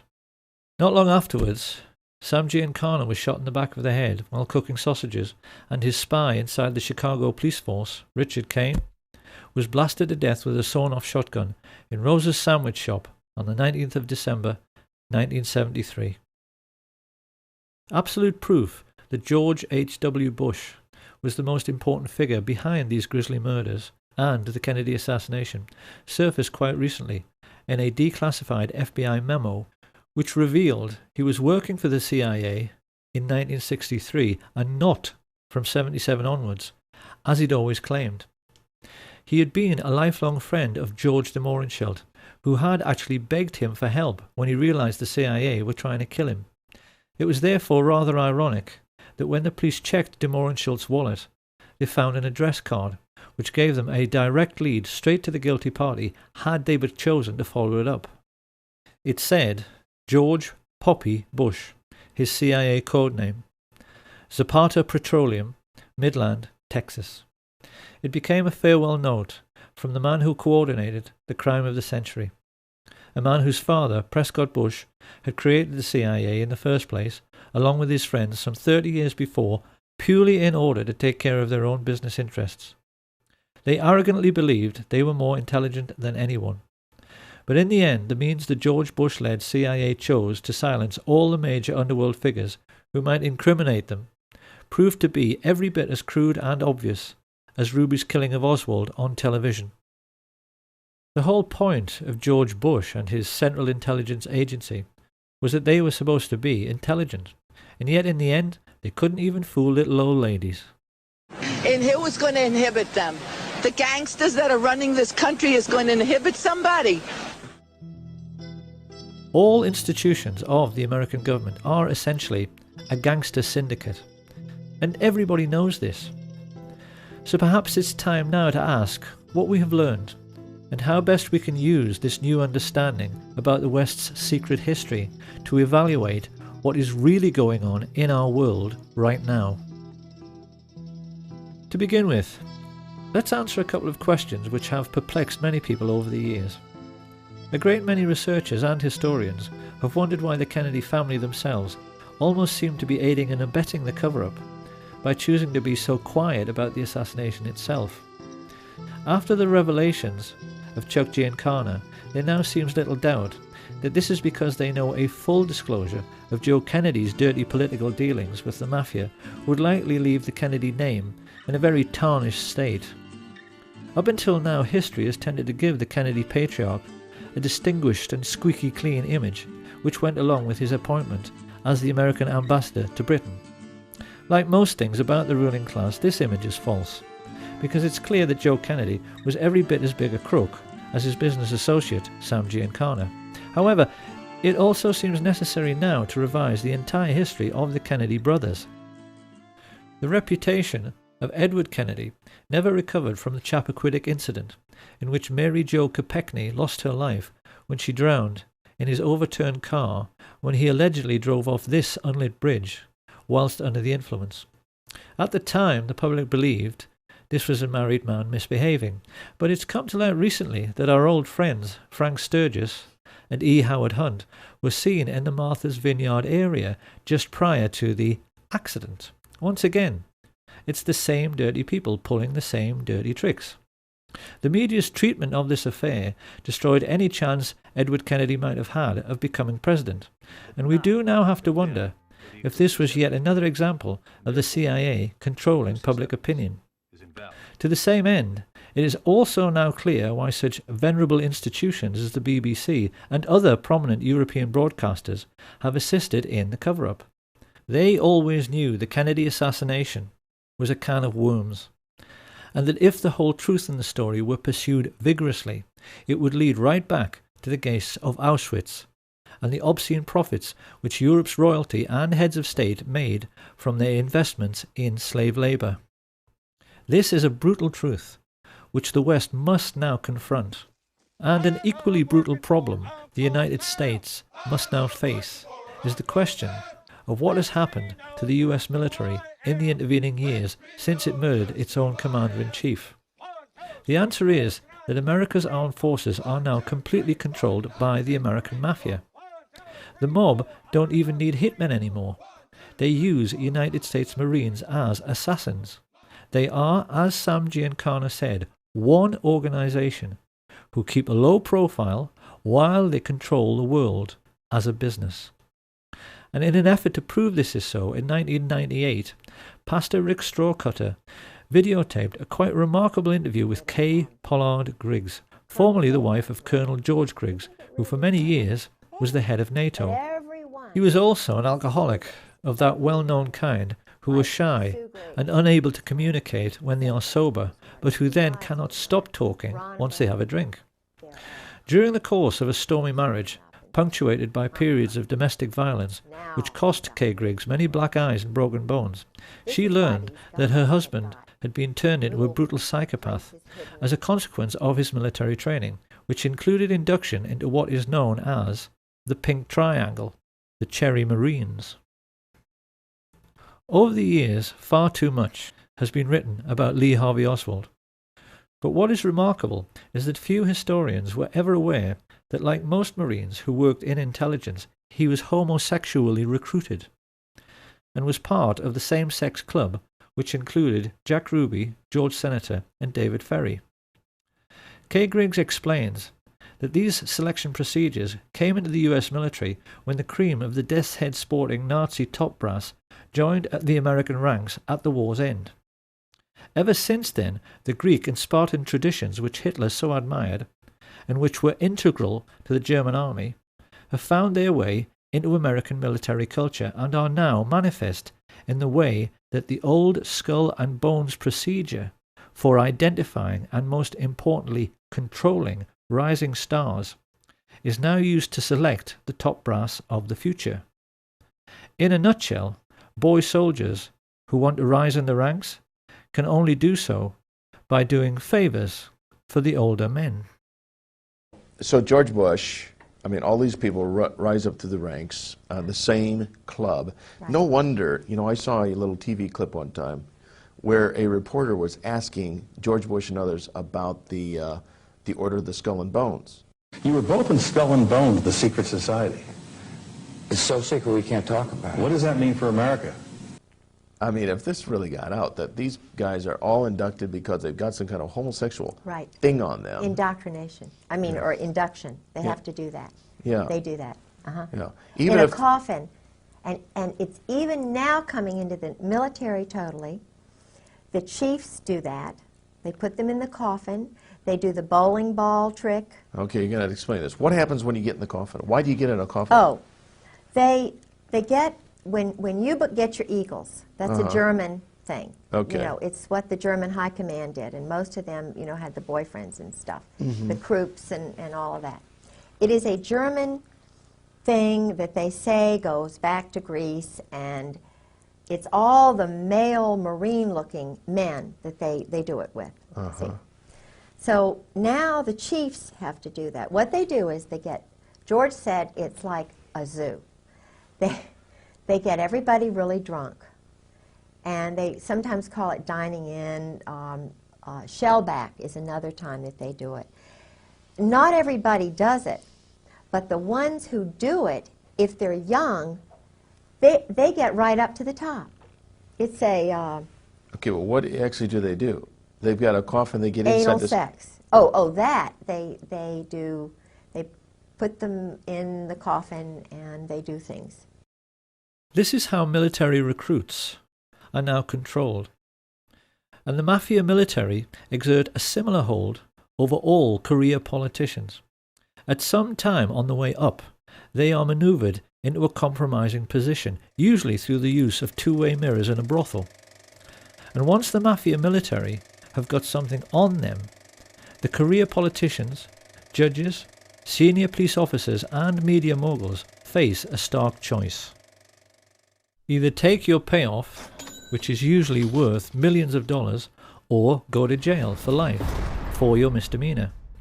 It is with these kinds of tactics, first used by Sam Giancana in the 1930s, that what are now known as the 5 mafia families of the New York metropolitan area, the Genovese, Gambino, Lucchese, Colombo and the Bonanno, control all politics in the United States, and through their business arrangements with the 5-star generals and CIA, control all cocaine and heroin trafficking throughout the entire world. After the dust had settled on the Kennedy assassination, Sam Giancana explained to his younger brother that the mob and the CIA had taken care of JFK together because they were essentially two sides of the same coin. In the last 50 years, that relationship between these two secret societies has become even closer, to the point where they are now indistinguishable. The people who live in the Third World are so well aware of what is really going on, they have come to call the CIA the cocaine importing agency. The World Wide Web now abounds with proof to back this up. And although many people were skeptical at first about Kay Griggs, in recent times her most sensational claims have been fully endorsed by the FBI chief Ted Gunderson, who gave several interviews in support. This cult was involved in distributing drugs up and down the East Coast, drugs that were being flown in from Southeast Asia in military and planes. The operation was by the certain Army personnel and also CIA. She told me that there were generals involved in the drug operation. There were police officers and at least 2 attorneys in the Fayetteville, North Carolina area. The path that this led me down is mind-boggling. Over the last 23, 24 years, I have developed so much information about the situation as it exists in our great country and gone public with it as much as possible, and yet I am being ignored. What is basically happening is that the United States military use Air Force bases in Europe to connect with the Third World, particularly Pakistan and Afghanistan, where the poppy fields are cultivated. This is the real reason for the conflict in Afghanistan. It's to protect the record harvests of heroin which almost ended when the Taliban took power. But they don't tell the soldiers this, and it's a truth you'll never hear on NBC or BBC. Having brought the refined cocaine and heroin into Europe and the United States, it is then passed on to the mafia for sale at street level, sometimes by police officers in uniform. It's an arrangement which nets the generals and the mafia chiefs billions, and the fact that someone of Ted Gunderson's credibility was completely ignored when he went public with this information underlines the fact that our entire mainstream media, as well as the entire justice system, has been bought off. So the question must now be asked: if this shadow government of the world's only superstate can get away with the murder of a president, and through their wealth be in total control of the United States military, media, and the justice system, what else might they be getting away with?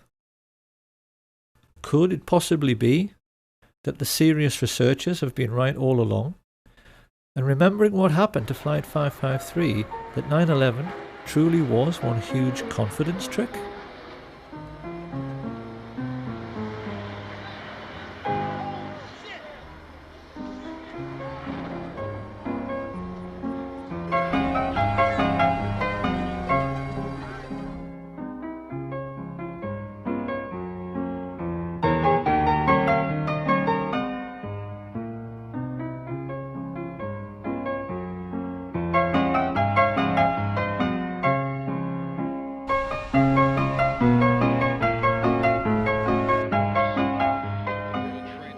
Once the dust had settled on 9/11, people immediately began to realise there was something very wrong with the 9/11 TV coverage. First along came Dylan Avery with his amazing film Loose Change. He proved conclusively that the official report was nonsense because aircraft fuel does not burn at even half the temperature required to melt steel, and that the towers defied the laws of physics by collapsing with perfect uniformity at free fall speed. Buildings in Germany which were bombed over and over again didn't collapse with perfect uniformity down to ground level. Avery also pointed out that in Kennedy's time, his chiefs of staff drafted plans to kill innocent people and commit acts of terrorism in the United States in order to whip up support for a war with Cuba. Codenamed Operation Northwoods, these plans included hijacking planes and blowing up ships and landmark buildings in order to stimulate a helpful wave of national indignation which could be used to oust Fidel Castro. And there wasn't anything exceptional in this initiative.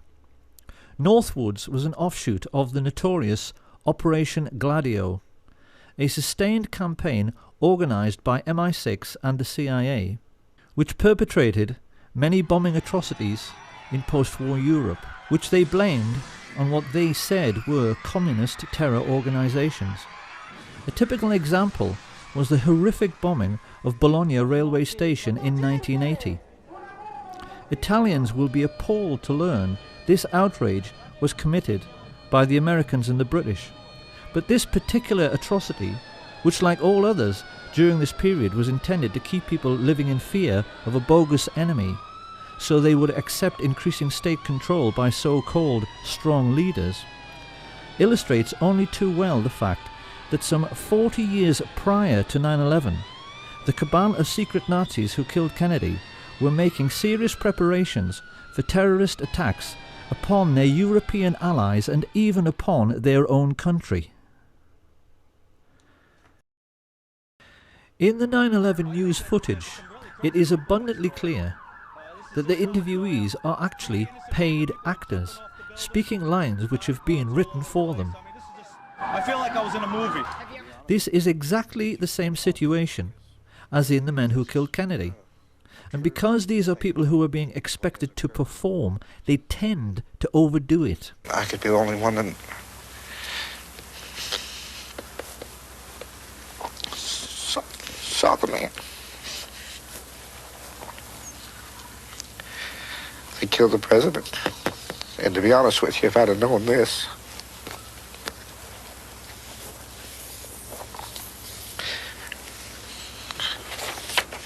I wouldn't have given the interview.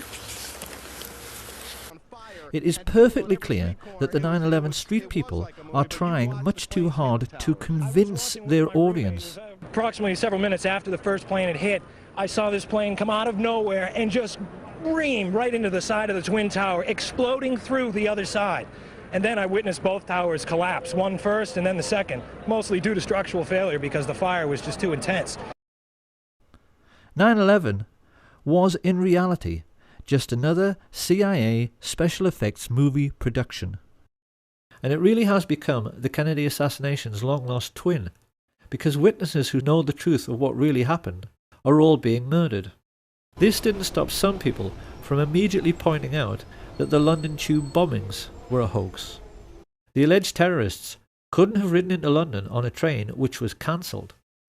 And seasoned researchers are now becoming quite surprised at how sloppy and obvious these alleged terrorist acts are becoming. Any detective would instantly realise the Woolwich terror incident was a joke. We were shown pictures of a supposedly decapitated man lying prone on the street. If that were true, he should be lying in a puddle of his own blood, and the alleged attacker would be soaked in blood all over his front from arterial spray. All terrorism is fake. It is military deception practiced by the rich upon the poor in an ongoing class war. And the most important weapon at their disposal in this class war are television presenters. The BBC has actually become the Ministry of Truth from Orwell's 1984. Everyone working for the BBC today is a whore of the ruling class and a traitor to our way of life, because it is very hard to believe they are all unwitting accomplices in this class war. When we remember that it was some of the BBC's own journalists who revealed that the 9/11 hijackers were all alive, it's hard to accept that their news presenter colleagues haven't figured out the totalitarian nature of what people like Jane Stanley, who reported the collapse of World Trade Center 7 20 minutes before it came down, are really up to. And yet still they go on giving us reassuring smiles, while telling lies on behalf of the ruling class. Of course, then people ask, oh, yes, but why would they do it? Why is all of this Muslim, multicultural, political correctness thing happening to us right now? It's happening because we no longer have an enemy. Tourists today can visit what used to be the Eastern Bloc, and they can photograph the derelict, rusting heap of scrap metal, which used to be the Soviet war machine. It has gone, and this has created an unprecedented political situation which the world has never seen before, in which there is only one superstate, the Anglo-American alliance. No other power on Earth today is capable of fighting a war on the grand scale. China, North Korea, Russia simply do not have the economic resources. So in order to make us believe we still have an enemy, and therefore have to live in fear, the rich had to provide us with a new enemy. And this is why in recent years they've encouraged unstable Islamic people to emigrate to the West. It's to provide us with a ready-made enemy. This is their master plan for this single superstate age. And it's for this reason that they perverted political correctness, to make people believe that anybody who refuses to go along with this new doctrine of multiculturalism is the worst person of all. In the West today, we've become quite used to seeing confrontations between the alleged lunatic fringe of Islam and indigenous white men who are trying to defend their culture from foreign influences. What groups like the EDL do not understand, however, is who is really pulling the strings here? Who is behind this? who arranged this fight, because any Roman senator would tell you this is simply the old maxim of divide and rule. The Romans invented this system. They always made sure that every conquered region pushed together tribes who were traditionally hostile to one another. The British copied this method after World War I by redrawing the entire map of the Middle East to make sure that the new boundaries always set one Arab tribe against another, particularly the Kurds. What we see on the streets of Britain and America today is the same thing. The whole idea is that while you're fighting against Muslims and they're fighting against you, no one has the time to stop and think about who actually created this situation and who their real enemy really is. The rulers of the Middle Ages arranged a never-ending religious war between Catholic and Protestant for precisely the same reason. Now, why must we always think we have an enemy? Because the ruling group always maintain their position in society by controlling the population through fear. Think about it. If we don't have an enemy, would the public be prepared to pay for the army? Would we be happy to pay for MI5 so that they can read our emails and put a surveillance camera on every street corner? Big Brother has to have an excuse for watching us all the time. And what they call national security is always the perfect excuse. The moment you make a world at peace, it's gone. The keystone in the arch of ruling class power is gone if we don't have an enemy. So the rich are always going to provide us with an enemy forever. And the lesson we need to learn from all of this is that everything in our lives is and always has been a rich man's trick. When people think of ancient Rome, they always tend to think about the gladiators in the Roman arena. But something people don't realize is that Roman amphitheaters were a scam. They were perhaps the very first big confidence trick in human history, played by more cunning rich men upon a naive public. What Caesar did was to say to the Roman Vulgate, I will give you gladiatorial games, but only if I can have your votes. And he only offered this bargain because he knew the Vulgate loved the games more than they loved anything. This is how the Roman maxim, panem et circenses, bread and circuses, became established. Because Caesar was the first politician to understand that if you give people what they want, they will tolerate being ruled. By this means, Julius Caesar made himself into the first dictator whose fortune was protected by a professional army. And everything that every ruler has given us since Caesar has simply been another rich man's trick. Religion is a rich man's trick. It was invented because wealthy rulers realized the population was getting too big for soldiers to watch over constantly, so they replaced the idea of having many gods with one single god, a simple idea simple men could understand, who could see what everyone was doing all the time. The idea of one God became the surveillance video of the ancient world. In the Middle Ages, the same sort of people grew rich by charging people for the forgiving of sins. And when a new age dawned with the coming of Industrial Revolution, they invented new tricks to control the population explosion, like censorship. Every grown-up knows that there is one law for the rich and one law for the rest, because the justice system is a rich man's trick. Mafia godfathers like Sam Giancana walked free from American criminal courts over and over again by taking the Fifth Amendment, because it is a criminal's law.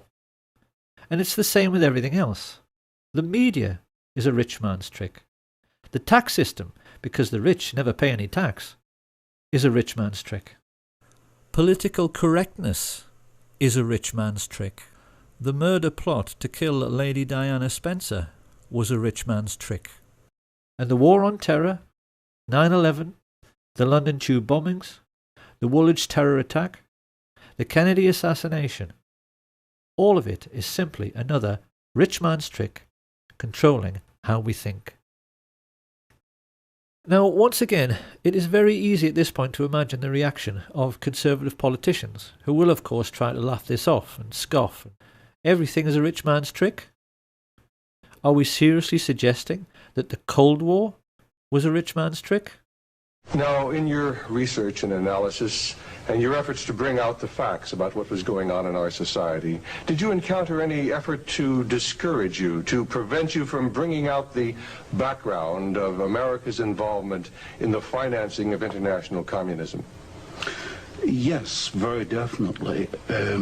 For example, when I was at the Hoover Institution, in 1972, I went to Miami Beach to give some testimony before the Republican National Committee.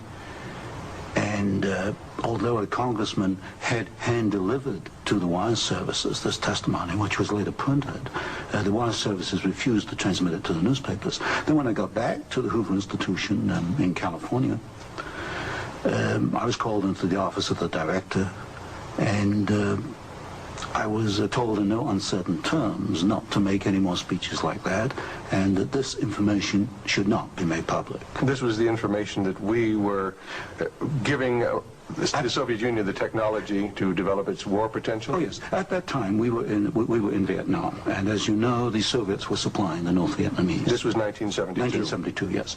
And for example, I knew that the Gorky plant, which was built by the Ford Motor Company, the Gorky plant in Russia produces the Gaz series of vehicles. The Gaz vehicles had been seen on the Ho Chi Minh Trail.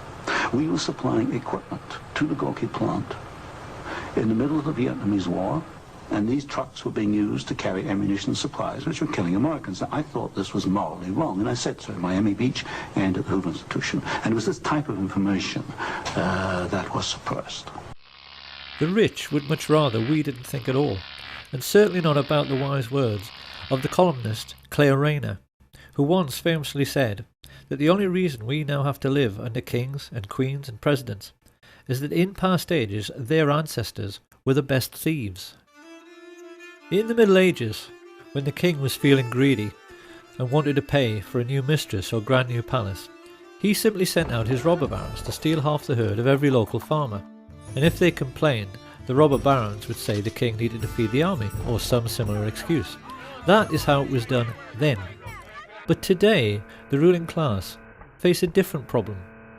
We now live in an industrial age, and as George Orwell explains in his novel 1984, if the machine age was directed solely with the intention of making the common people physically comfortable, in a mega-productive, computer-controlled epoch, we could soon all live like millionaires. But think what this would mean. If we're all millionaires, we all fly first class. So the king and the queen and the president have to wait in a queue with everyone else. And do you honestly believe the Queen of England would wait in a queue behind you? If we're all millionaires, we all play golf. The king and the president can't get on the course, and there's no room on their exclusive beach. Orwell himself would have said the most important single sentence in 1984 was this one: if it once became general, wealth would confer no distinction. Our lords and masters are not going to wait in queues with the rest of us. So the special problem which fat cats face today is how to keep the wheels of industry turning, because as Orwell explains, the oligarchs have to make use of the masses without significantly raising the general standard of living. This is a more sophisticated age, so the robber barons need a more sophisticated means of stealing most of the wealth and of keeping most of the common people in poverty. What the rich face today is a situation in which the common people spend most of their lives on a 9-to-5 treadmill. They make things in factories, they grow things and harvest them, they teach in the schools, nurse in the hospitals, and as a result of their daily labours, a huge mountain of money is produced. Now the rulers have a problem. How can they keep the ordinary people hard at work so they're too exhausted at the end of every day to think about whether this is a fair system? The solution, as Sam Giancana explained, is to invent a foreign enemy, a boogeyman, who wants to conquer the whole world. This becomes a perfect excuse to make people pay for a sophisticated array of increasingly expensive weapons which are made by companies which the fat cats themselves own. And in one neat little scam, the modern robber baron has a means of stealing most of the wealth produced by Western society, while leaving the common people with just enough crumbs to keep them going. Every year, America's oligarchs take $3 trillion out of the United States economy. According to some estimates, we cannot track $2.3 trillion in transactions. $2.3 trillion with a T. That's $8,000 for every man, woman, and child in America. This is how the rich have rigged the system, so that it benefits them at the expense of everyone else all the time. But in order to keep this fraud going, the public must always be convinced of the need for military expenditure. This is where all the phony terrorism comes in.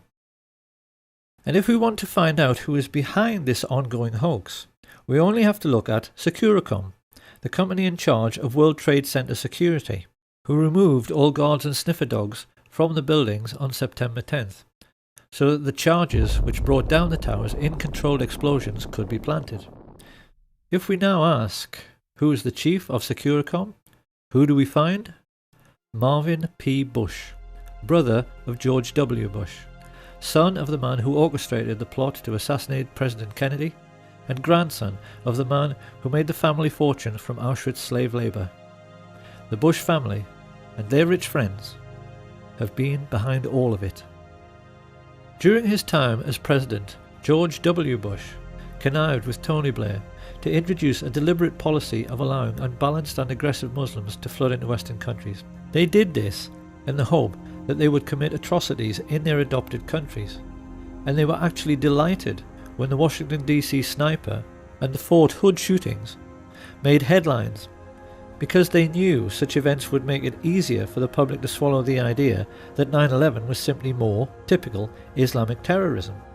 The truth is that Islam is simply being used like a pawn on a chessboard in a game the fat cats have been playing since World War I.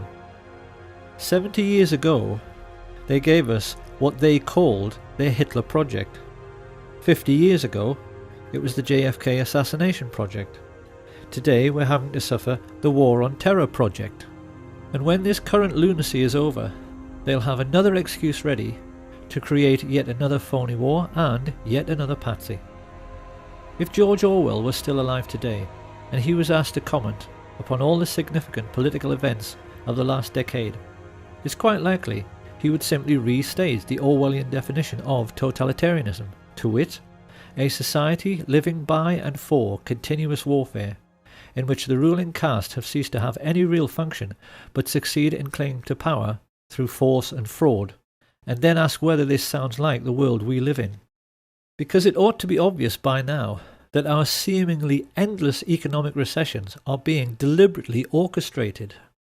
In today's world, the commodities markets are arranged in such a way that the price of virtually everything, particularly food, hardly ever changes. So how then can it be that the price of oil increased tenfold in the last decade? Economists are now tacitly agreeing that this was due to financialization, which is just a fancy way of saying rich creeps like the Bush family and their merchant banking friends used their trillionaire fortunes to rig the market. Why did they do this? Because great entrepreneurs like Stelios, with their budget air travel, had managed to break the cartel of the major airlines. Ordinary working families had begun living a jet-set lifestyle. The ruling elite of the entire world was simply terrified, because a jet-set lifestyle is supposed to be the exclusive preserve of the rich. What would happen to their social status if the whole world were part of the jet-set?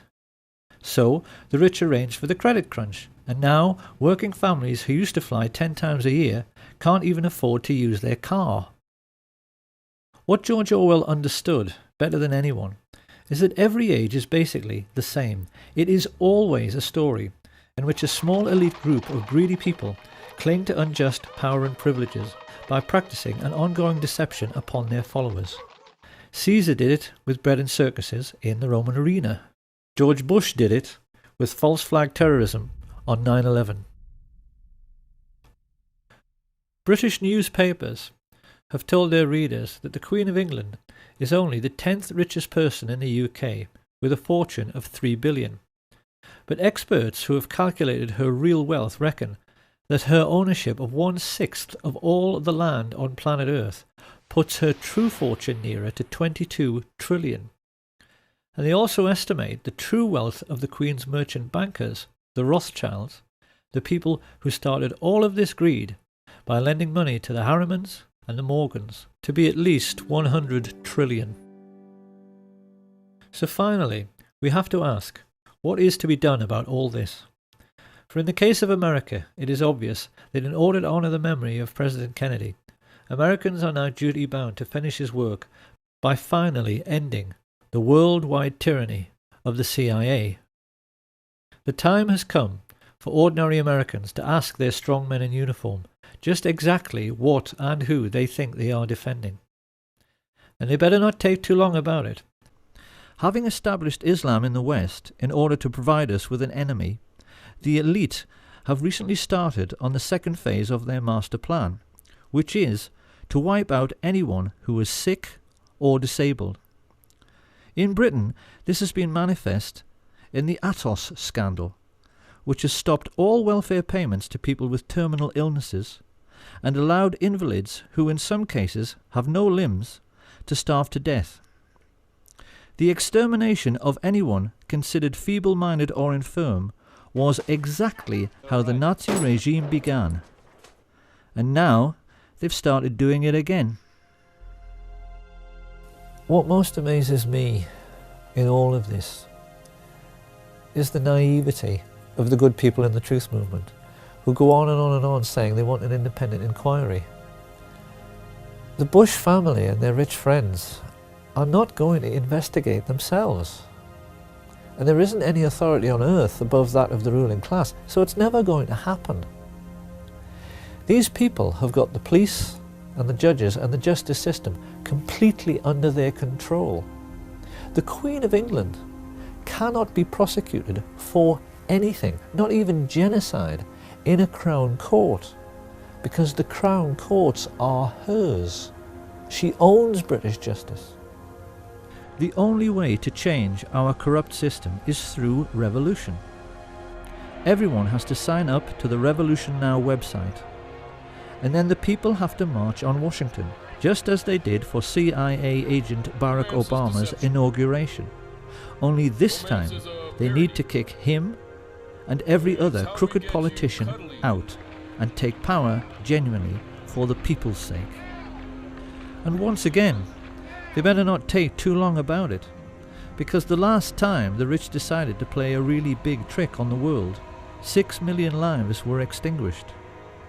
Supposing they decide to give us the world's first incidence of phony nuclear terrorism by dropping an atomic bomb on Cleveland or Birmingham or on Chicago, what then? But perhaps Chicago itself might be a good place to pause and offer a word of warning to the citizens of the United States before they start thinking about the next American Revolution. We should always remember that Al Capone was seen as a hero by the ordinary working people of his own time because he gave them what they wanted: booze, sex, gambling and drugs. And some Americans have even been candid enough to admit this. We all play numbers, we all go to the racetrack, you know what I mean? We all cheat a little bit. It hardly needs saying that Giancana, Marcello and Trafficante would have gone out of business in no time if ordinary Americans hadn't been so fond of cocaine. And in the post-war period, many writers have noted the way in which the United States not only manifestly tolerated organized crime, but even seemed to be enchanted by it.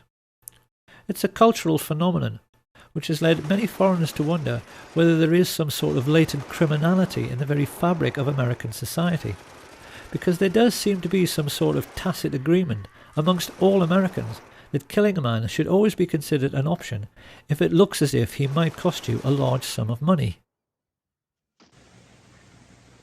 Suppose we'll have to kill him. I don't suppose you have any ideas on that, Diana. Well, what would you fellas say to an assassination? I hope you don't have any hidden tape machines in this office, Frank. We're talking about a capital crime here. I'd like to hear some more opinions on that. Look, I don't see we have any option, Frank. Let's kill the son of a bitch. This film is likely to leave Americans with the impression that JFK was assassinated by a corrupt and brutal ruling class. Perhaps they should ask themselves if they are quite sure that he wasn't simply killed by America. So it seems that finally we are left with a very simple question. What kind of society is it which kills its own best men?